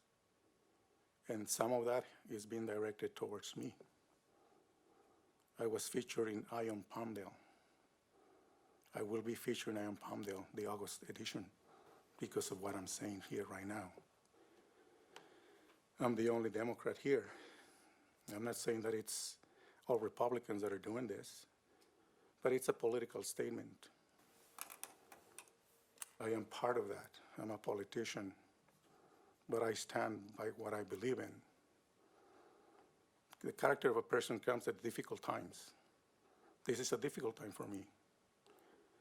I know that some are looking at me, rightfully, because this is a democratic process. I received 3 emails threatening me, making sure that I don't get reelected. My job in 2022 is to run for reelection. And I'm not going to run on whether Gascon gets recalled or not, whether I vote of no confidence or not. I want to run on the things that I talked about every night at this council. The affordable housing, the social justice, the implementation of the general plan. The things that I believe in that are equal. We all are residents of Palmdale. This is not the first time that this vote of no confidence comes in. COVID, remember that? There was an item to vote of no confidence on the, I forget the title, but the LA County Health Officer, Doctor, forget their name, but I'm sure you guys remember that. That went the same way it's going to go tonight. I cannot vote on a vote of no confidence on those that are trying to protect us, and I'm talking about COVID, and I'm talking about policies that are intended to protect us, not to hurt us. We don't create policy here to hurt you. We create policy here to improve the quality of life of everybody. Those are the intentions of politicians, at least in my view. Every decision I make here is because I believe that it would improve the quality of life of us. Because I believe that we have the obligation to create a better future for our children. Politically driven or not, I'm a politician. And again, I'll be featured on I Am Palmdale, August edition, because of what I'm saying here. And I see the videos been running October and November of 2022 of who I am. I don't support criminals. I don't support those that hurt us. There's always unintended consequences with policies. There's a letter from D.A. Gascon. I actually talked to him at the High Desert Democratic Club 2 or 3 weeks ago. He was invited to be part of that meeting, and I talked to him. I actually invited him to come here and defend his policies. I do agree with some of you that he's not facing up the criticism. I do wish that he was here tonight. It was mentioned today that a lot of cities have done this, and he hasn't responded to anything from his office today. Everybody here got a copy. We all did. Now, there was a mention about misdemeanors and data and all of those things that demonize him, and quite frankly, demonize other politicians that are not doing a good job, like it was said earlier.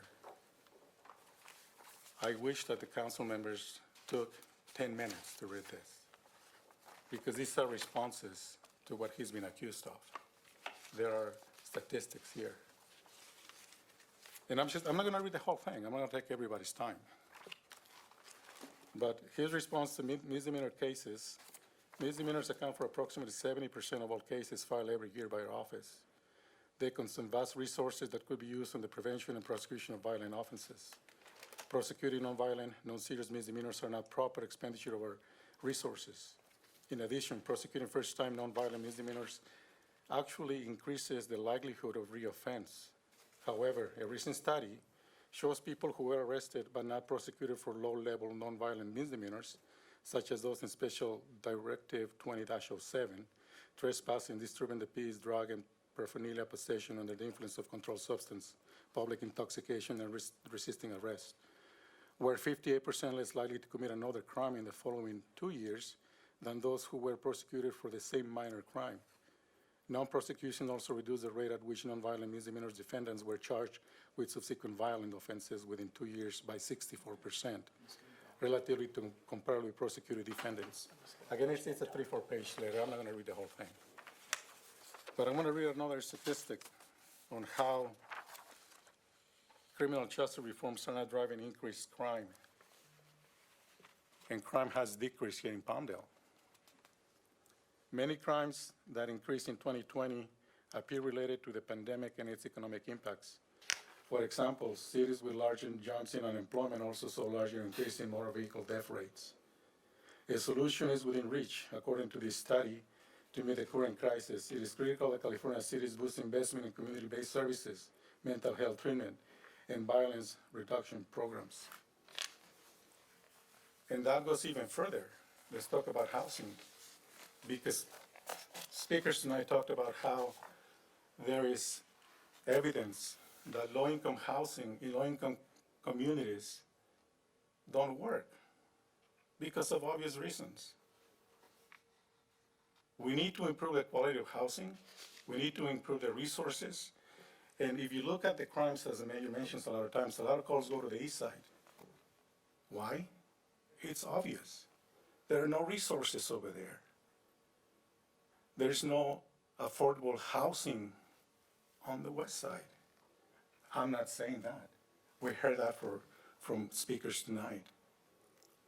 So investing in infrastructure like housing, like places that we can all enjoy, going to a park, going to an event, going to enjoy with a sense of safety with our families.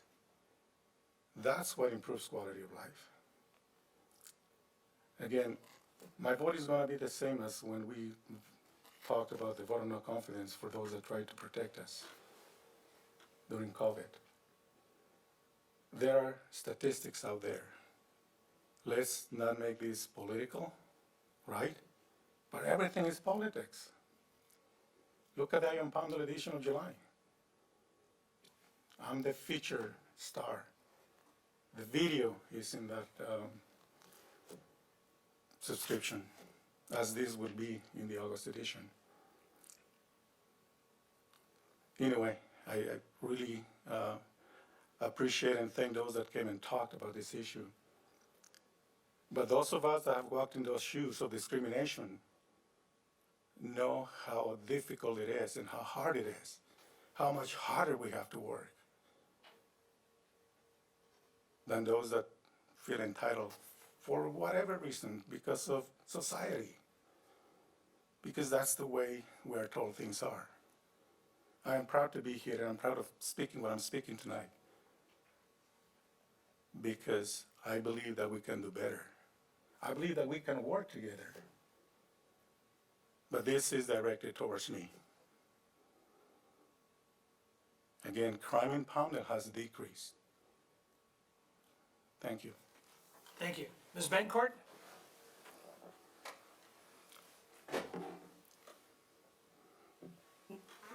Laura? No, I'm good. Okay. Mr. Bishop? I want to say I appreciate everyone coming out that spoke on this item, my colleagues that spoke on the item. I know it's very emotional, and it takes a lot to bring up these issues based on personal experience. I'm a big believer in reform, and I know every area has its different set of challenges, and a lot of these are quality of life issues. And as Juan was saying, certain crimes here have gone down. For me, there's a crime that seems to be getting worse. That's a huge quality of life issue that I definitely want to see some kind of action on. And I get upset when I hear that this kind of crime, when it's thrown away, or judges, don't really pay much attention to it, or people feel like they can get away with it, and that's illegal dumping. That's a crime that affects all of our quality of life, and it stops businesses from moving here. It stops investment from coming here, and it's something that just keeps getting worse and worse and worse. This may not be the right forum to talk about it in, but as I drive around the city, there's piles of trash everywhere, in every corner of the city. The city is slowly turning into a dumping ground, and nobody's doing anything about it. I won't say nobody. Well, we are trying. You have, I have. No, we've been out there cleaning it up, but you've noticed it's gotten worse again. Where we drive, there's trash everywhere. And I know it's not a bigger crime. I know, people look at this like it's a smaller crime. But for me, it's an issue that I campaigned on, and I promised to help try to clean up this city. And it's just difficult because the harder we work to try to fix the issue, I feel like the worse it gets. I drive into the valley, and the first thing I see is piles of trash all along the 14 freeway, all over Palmdale, bumpers, couches, TVs, and it's stopping local investment from coming here. It's stopping businesses, it's stopping opportunity. And that for me is a huge quality of life issue I think we need to address and we need to focus on. Like I said, I'm a big believer of reform. I know every area has its challenges. I think we have a challenge with this particular issue because we've got a lot of open space. But I think this is an issue we need to address and try to tackle every way we can, because we all want to talk about the quality of life issue.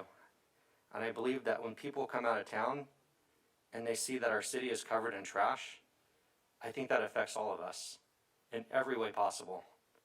From the morale, to companies coming in, to how other people look at us. And it's just heartbreaking. And it bugs me. And it's something I'm never going to stop fighting for. Because I love this community, and I don't want to see it covered in trash anymore. So that's all I have to say about that. Thank you. Can I add something? And, well, I was trying to go down the line here, but, so we could kind of move our way through this.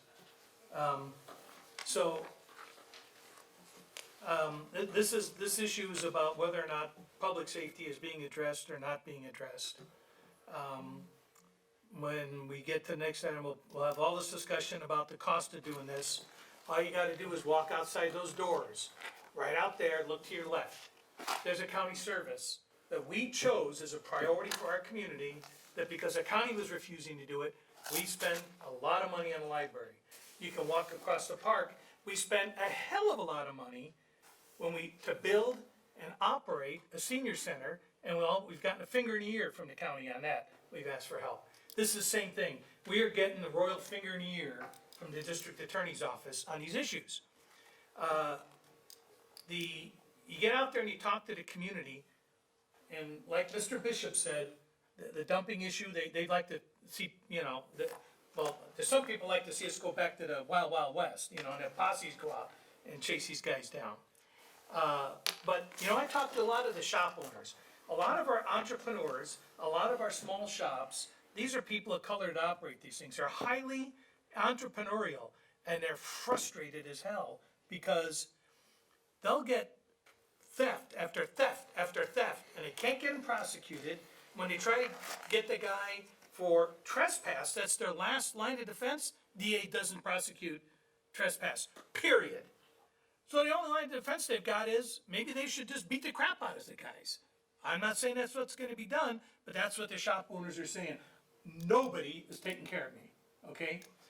My only legal thing is to trespass him and have this guy hauled away for trespass. I can't even get that done. The guy is our chief law enforcement officer, and he's not enforcing the law.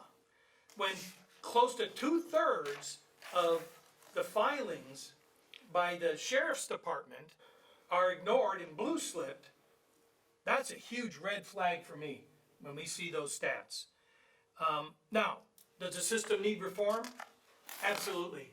Are there problems out there where you see, where there's a question about whether or not there was a discriminatory aspect to it, either in a sentencing or something along the line there was something amiss? Absolutely.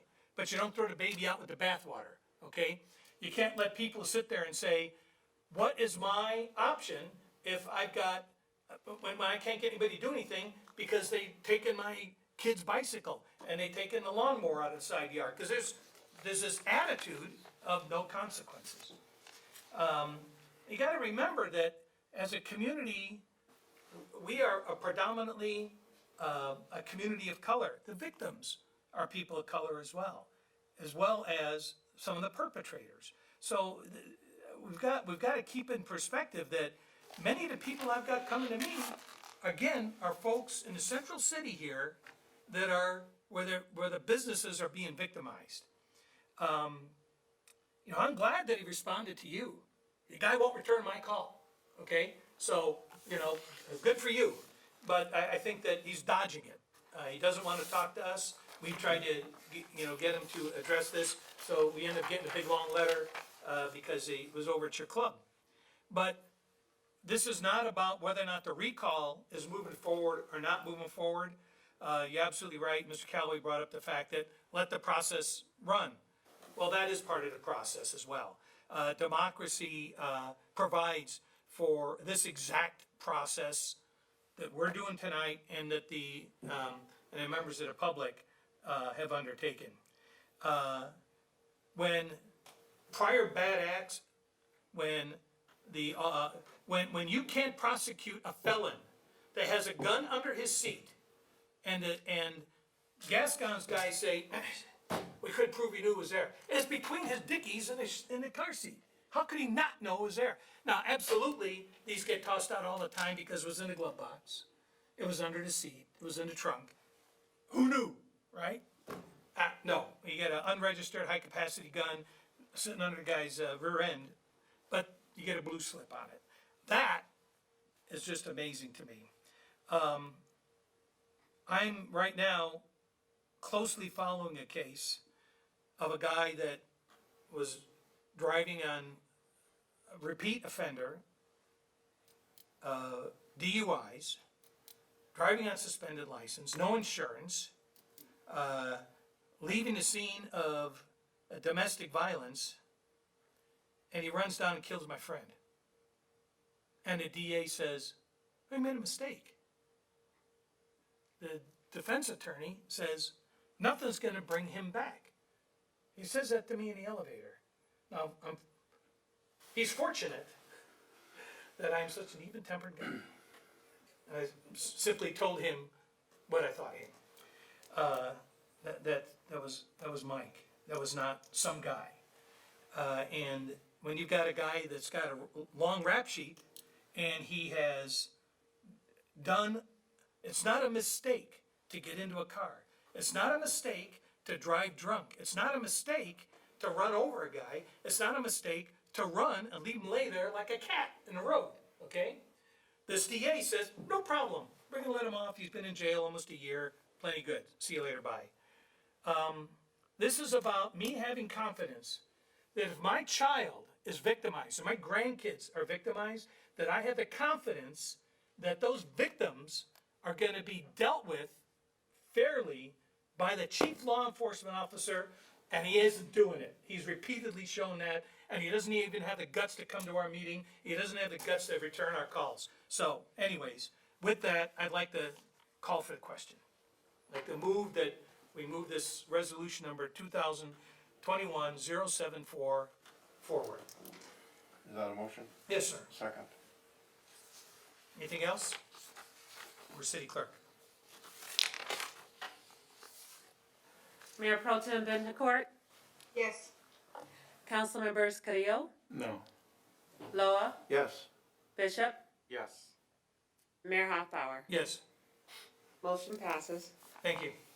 Item 16.3, City Attorney Beck, discussion considering expanding the capacity of City Attorney regarding municipal and misdemeanor prosecutions. So when you start to tell us about this, Chris, can you please tell us, how many things do we have right now in the books that are municipal code violation but are also can be filed as misdemeanors currently? Just about every violation of our municipal code. So if someone were to violate any of the various provisions to that, they could be filed as misdemeanors. And for a period of time, they weren't. But discretion is exercised because not every case would arise to a misdemeanor. So what the code specifies is that the enforcement authority is through an administrative action or through filing an infraction or a misdemeanor. That's what we have at present. Okay. So, I know that, depending on where you're at, where you live, who you're talking to, everybody's got different misdemeanor than like to have, you know, somebody nailed to the crossover.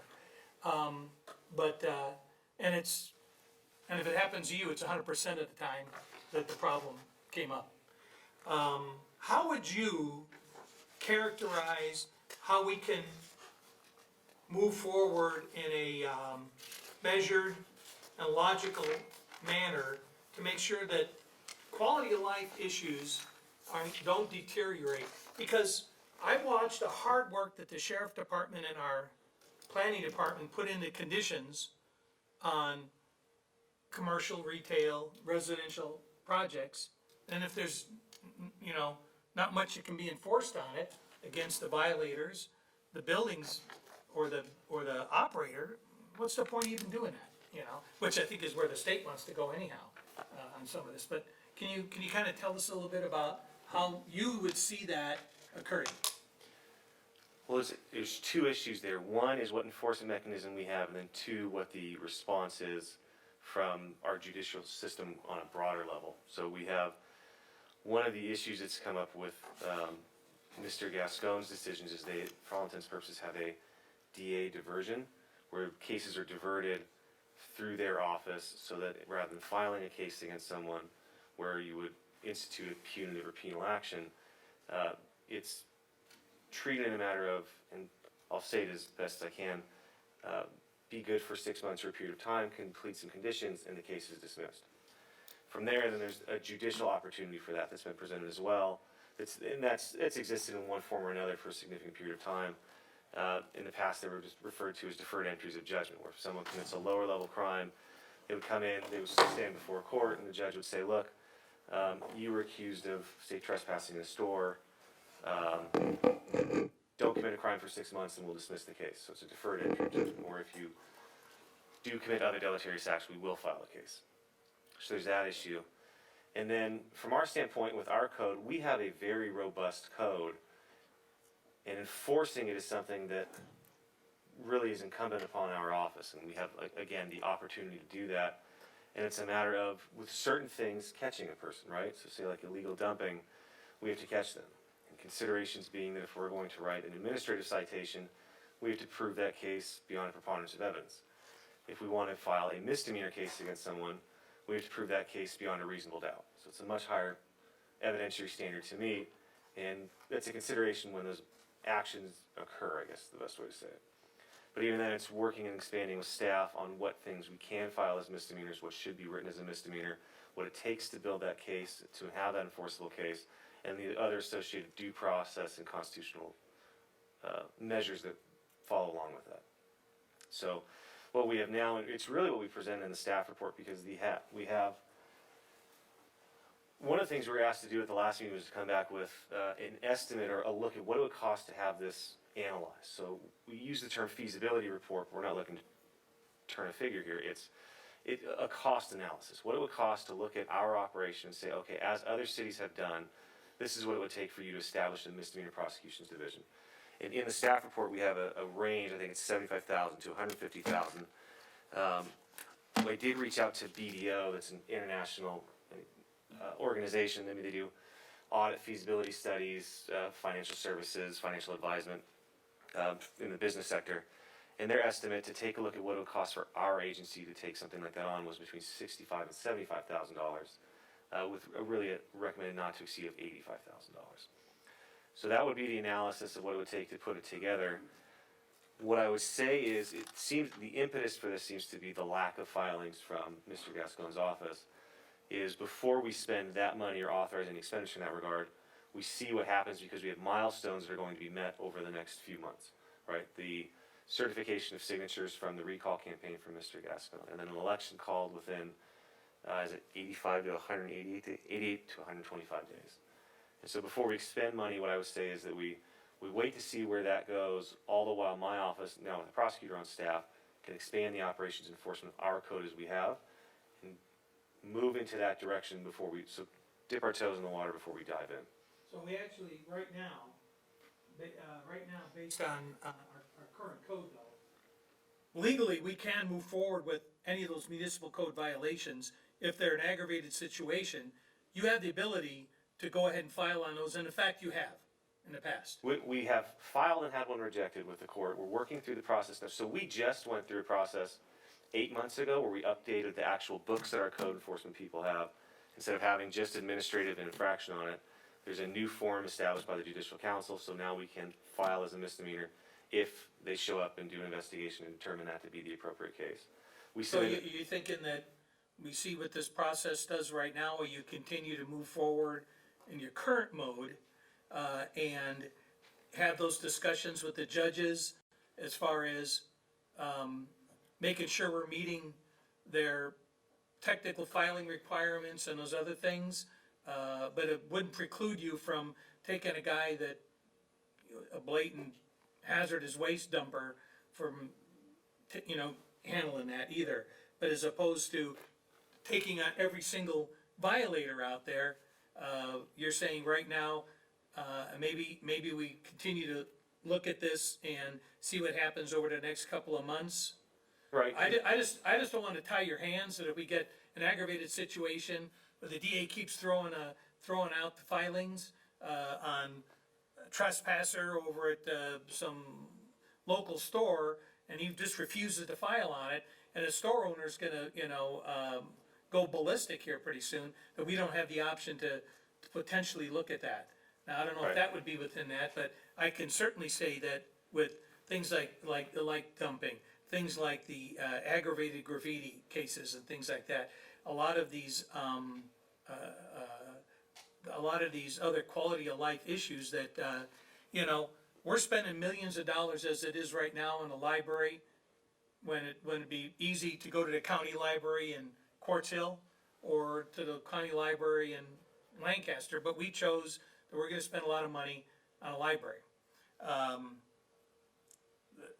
Unlike the library, we don't have somebody else right now to handle the DA stuff. You can't go to Quartz Hill and say, hey, somebody over here can file this, because there isn't another guy to file it, so. Right, and I'll clarify, so I think we've written 2 citations for misdemeanors, but then the actual cases that we prosecute because of the code enforcement cases are much more numerous.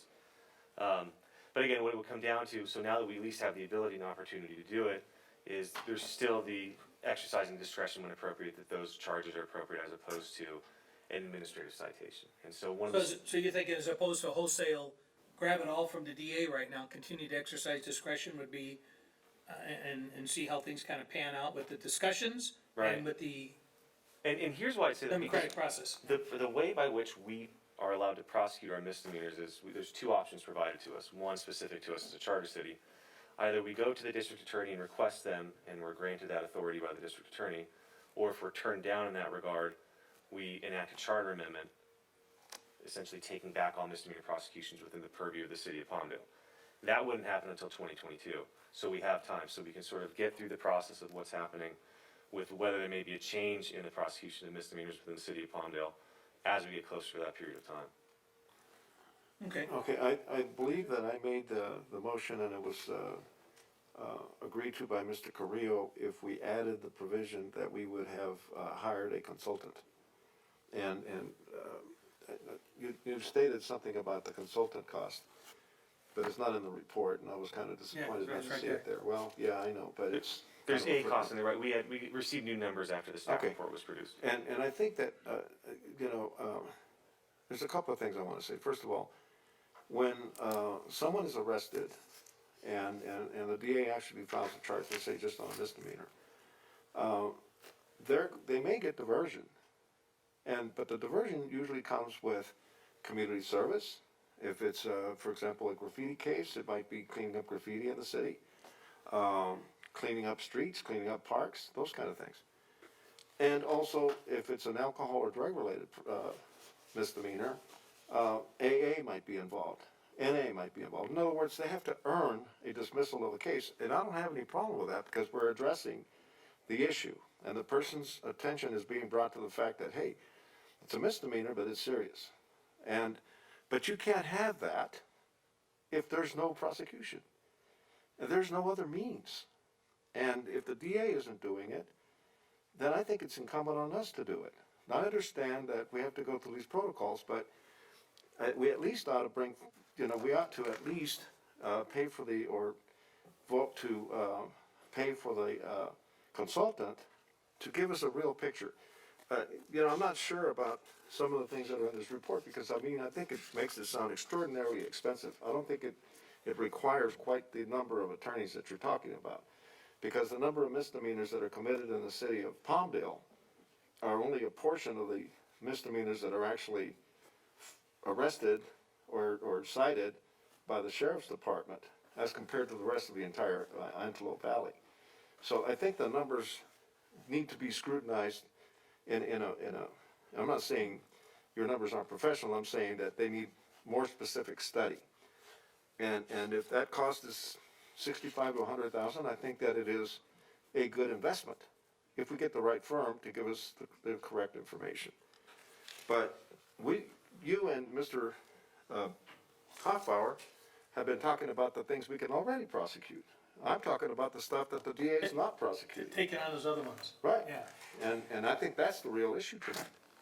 And so I don't know where we go from here, but I think we ought to vote on coming up with a number to authorize you to contract a consultant so we can get the study, so we can get the real numbers and figure out what it's going to cost us to protect our citizens. Now, the required numbers for the recall are 580,000 basically.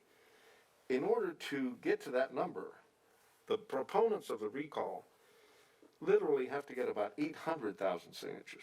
To date, they've only collected 220,000 signatures. They're falling far short of it. The prospect of this recall actually happening, I think, is slim. It might happen, and maybe it'll pick up, but right now they're not on target to get the 800,000 signatures that they need because so many signatures are tossed out. That's number one.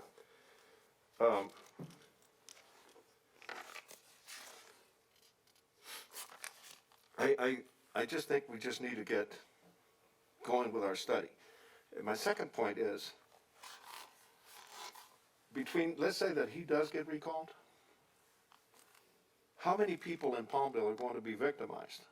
Things stolen from them, criminal threats being made to them, some batteries, some assaults, the different kinds of crimes that I listed a little while ago. How many of those crimes are going to go unprosecuted? Because no one is taking care of this business. No one's taking care of this responsibility. And I don't think we should let time slip away from us. Okay. Let's get the facts. I think that's fair. So that direction would be to, for all intents and purposes, issue an RFP for a consultant to provide those figures. That's An correct. analysis of what we can do and I think there may be a couple of different options as far as how you proceed. So, Right. I know, Richard had mentioned before about, do we help facilitate the process by having, court dates here in a room here? Do we do it all at the courthouse? Do we bring a guy in to help do that? What do we do? So I think we need to kind of see what the menu would be like, so. Someone ought to talk to the presiding judge in Lancaster Courthouse, Judge Lisa Chung, to start those communications as to how the court itself, the court services could assist us in doing this. At least let's find out what the facts are. How would she envision it, yeah? Right. So the recall, is that supposed to happen in June? No. Is that in November or when? Well, I think we're gonna find out I think it's in November. Is it November? I think that's the next milestone as to whether or not they got the signatures. Well, right, And they but got so many assuming days. they get the signatures. So it's October 27th. The registrar has 30 days to verify the sufficiency of the signatures. If the requirement is met, then the official must order an election within 14 days. And then within 88 to 125 days, it would be an election. Yeah, so about that time frame. Okay.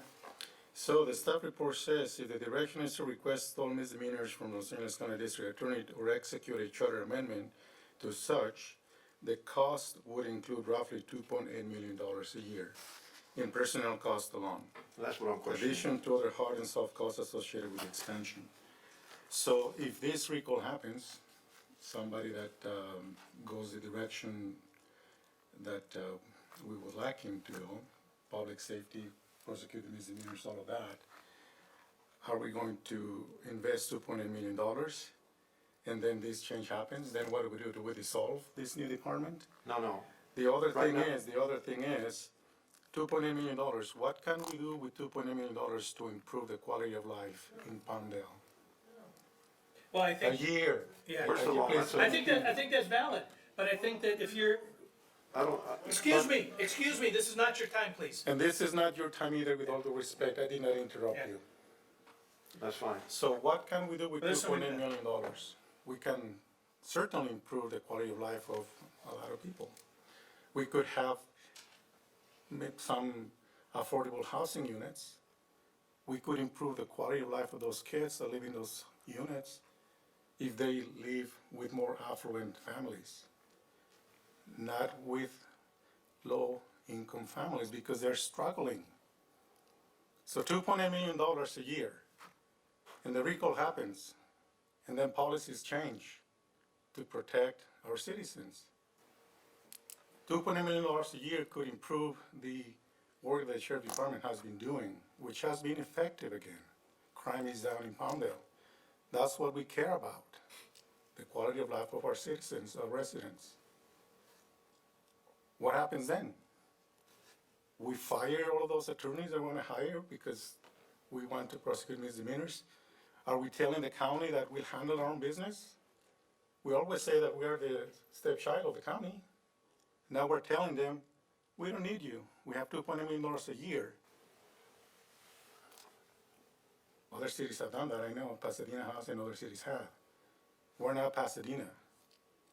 Maybe they can afford it. Can we afford $2.8 million a year to prosecute misdemeanors? Or improve the quality of life of those that could use $2.8 million a year? Thank you. Thank you. Okay, I'd like to respond. Go ahead. If I were in a court proceeding right now, I would state an objection. Your statement assumes facts, not in evidence. We're not talking about $2.8 million. I question $2.8 million. What's being presented tonight, I know that, but I question it. What I'm talking about is that we hire a consultant to determine exactly what we need to do. I agree. And I don't think it's going to be $2.8 million to protect our residents. Now, that's just to take the study. It doesn't mean that we're going to actually do it, but at least we'll know what to do. And all of this discussion about $2.8 million just assumes that that's what it's going to be. Yeah, I think that says all misdemeanors, so that's the ballpark number that Right. if we were to tomorrow take over all the misdemeanors, that's what Right. it would be. But I think you're making a motion to, do the feasibility study. Correct. And that's a much different number, and that $2.8 million, I don't think, even if it was 2.8, that doesn't kick in for quite a while, and we're spending a lot more than that between the library and the senior center, which are already county responsibilities, and Right. quality of life is quality of life, and if you let it deteriorate, you throw good money after bad is what happens, if you're not keeping quality of life issues. But I want to know what the money is. Yeah. And if in fact, Mr. Gascon is recalled, and we don't need to take that step, then we don't do it, right? We can figure out what to spend the money on in other areas. And the other thing that I'd like to see, Mr. City Attorney, is maybe there's different approaches in funding this if it's necessary. There may be different approaches to fund this aside from the general fund of the city of Palmdale. But if it comes to that, in order to protect our citizens and our residents, then I think it's actually an investment to protect our people. I think it's important to do that. Okay, so I think you made a motion, right? Yeah. And do we have a second?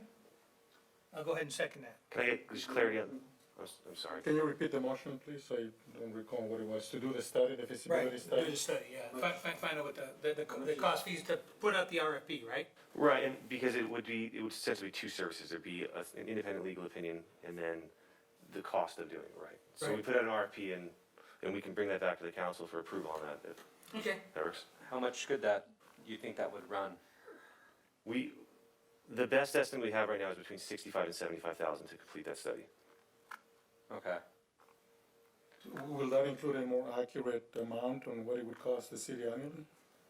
Yes, so that would be just for the cost purpose of it, and that would include a more accurate amount of what the cost would be to the city. Will it include the hard cost of the building and all that stuff, or just the? It'll include that to the extent that it's otherwise available in them, because that's a moving target.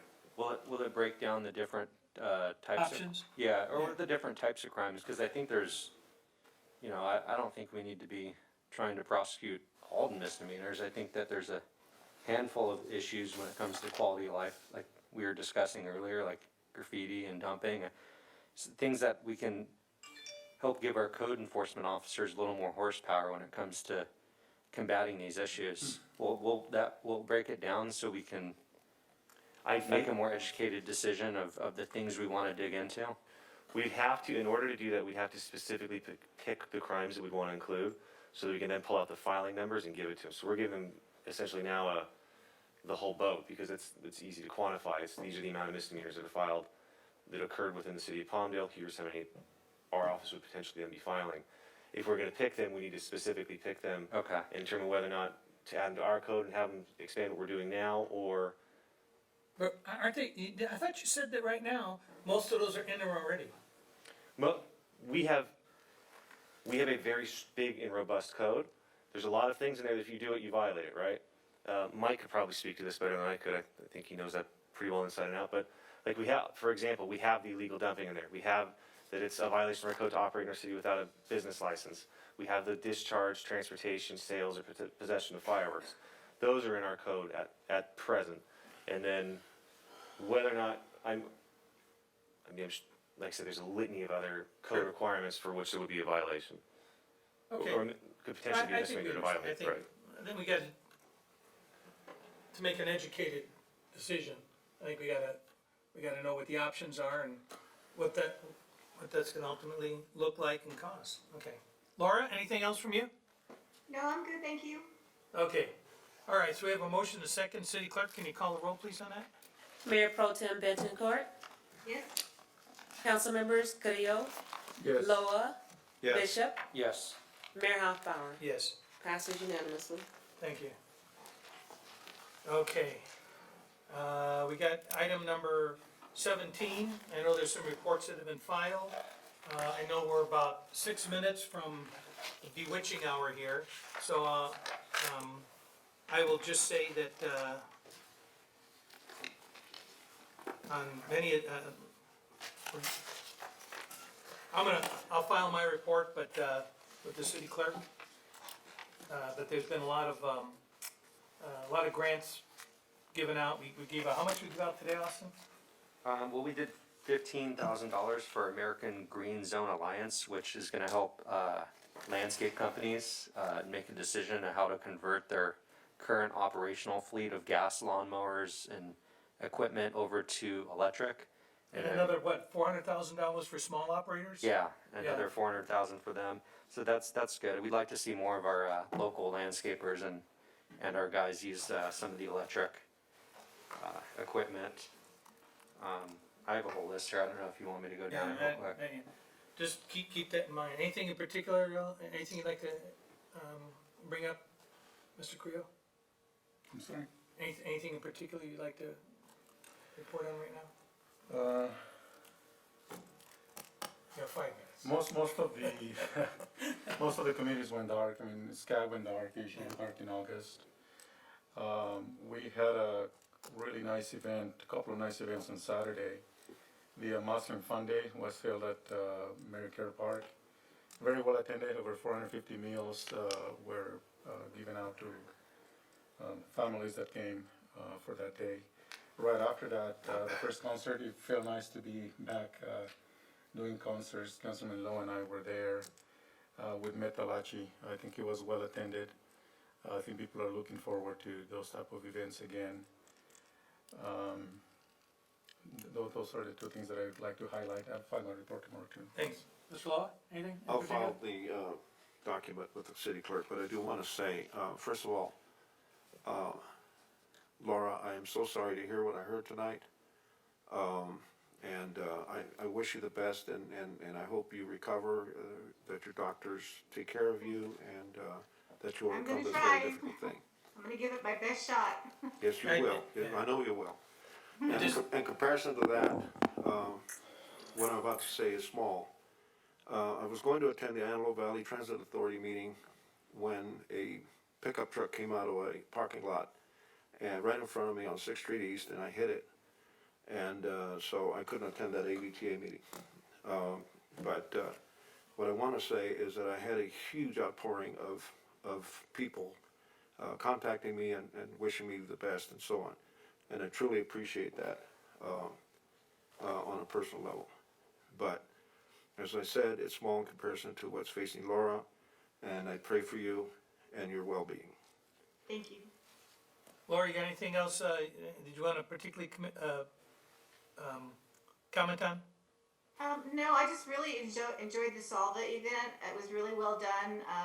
It was a very, very, very well organized, and Too hot, but it was great. yeah, it was great. They had great dancers there. They were beautiful dancers.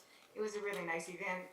And I attended the Muslim event, and that was nice to have people outside and enjoying the weather and enjoying the day. And it's just so nice to see people actually living their lives again, and it really changes things. So. And I filed my report with the city clerk. Thanks.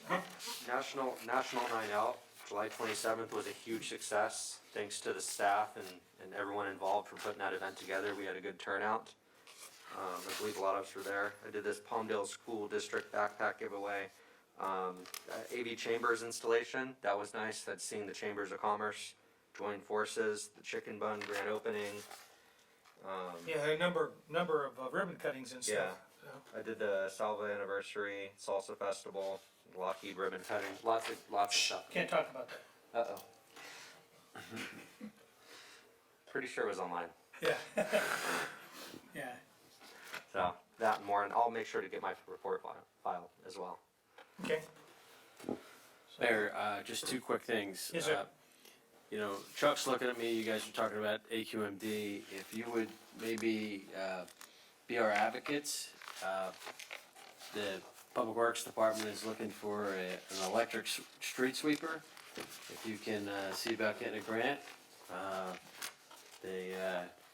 I think Chuck will give you a Christmas card each if you can help us with that. So that's Let's talk, we'll get you together with Julie.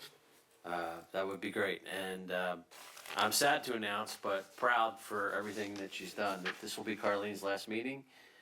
She's going to be moving on. Carlene, will you stand up? Thank you for everything you've done for the city, and you put your blood, heart, and soul into this. And thank you. Thank you, Carlene.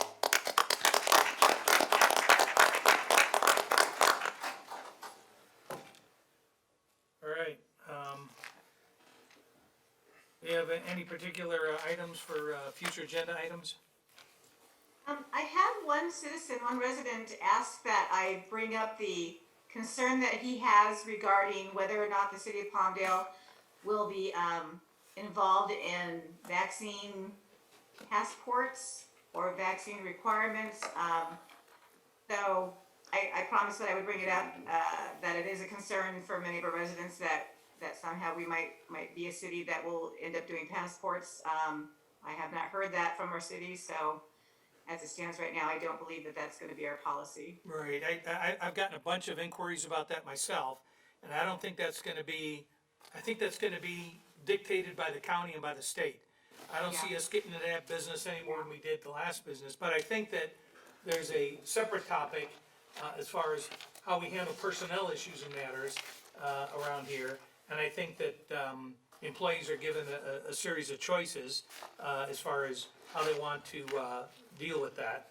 And I don't know if there's, JJ, is there anything else that might be legitimate to add to that? On the COVID policy, we've messaged to the employees, we're gonna continue to modify, we're gonna roll out. Our employee safety is paramount, and so is the public safety. So, ever since March of 2020, we're all learning. So I think hearing where the gaps are, we're gonna continue to Yeah, we gotta pivot and modify. flex. Okay, all right, we're at the I bewitching have hour. a couple of items too, if you don't mind. Are we at that? Okay, quickly, because we're at 10:30. Quickly, I'd like to have staff bring back or give us a copy of the sidewalk vending ordinance and compare it to the states. I think that ours is more restrictive. The what's that? The sidewalk vending ordinance, sidewalk okay. vending. And also like to see we can get the 4/5 ordinance back, so we can look at it, see what we can do, and maybe get some compromise on the way the ordinance is done. There's some concerns that I have. So you're bringing that back for the September meeting, For discussion? is that right? September meeting? Yeah, that's possible, yeah. All right, anybody else have anything else? No, I would just, commend Mr. Correa for bringing that back. So, see it in September. Okay, all right, anything else? We're adjourned.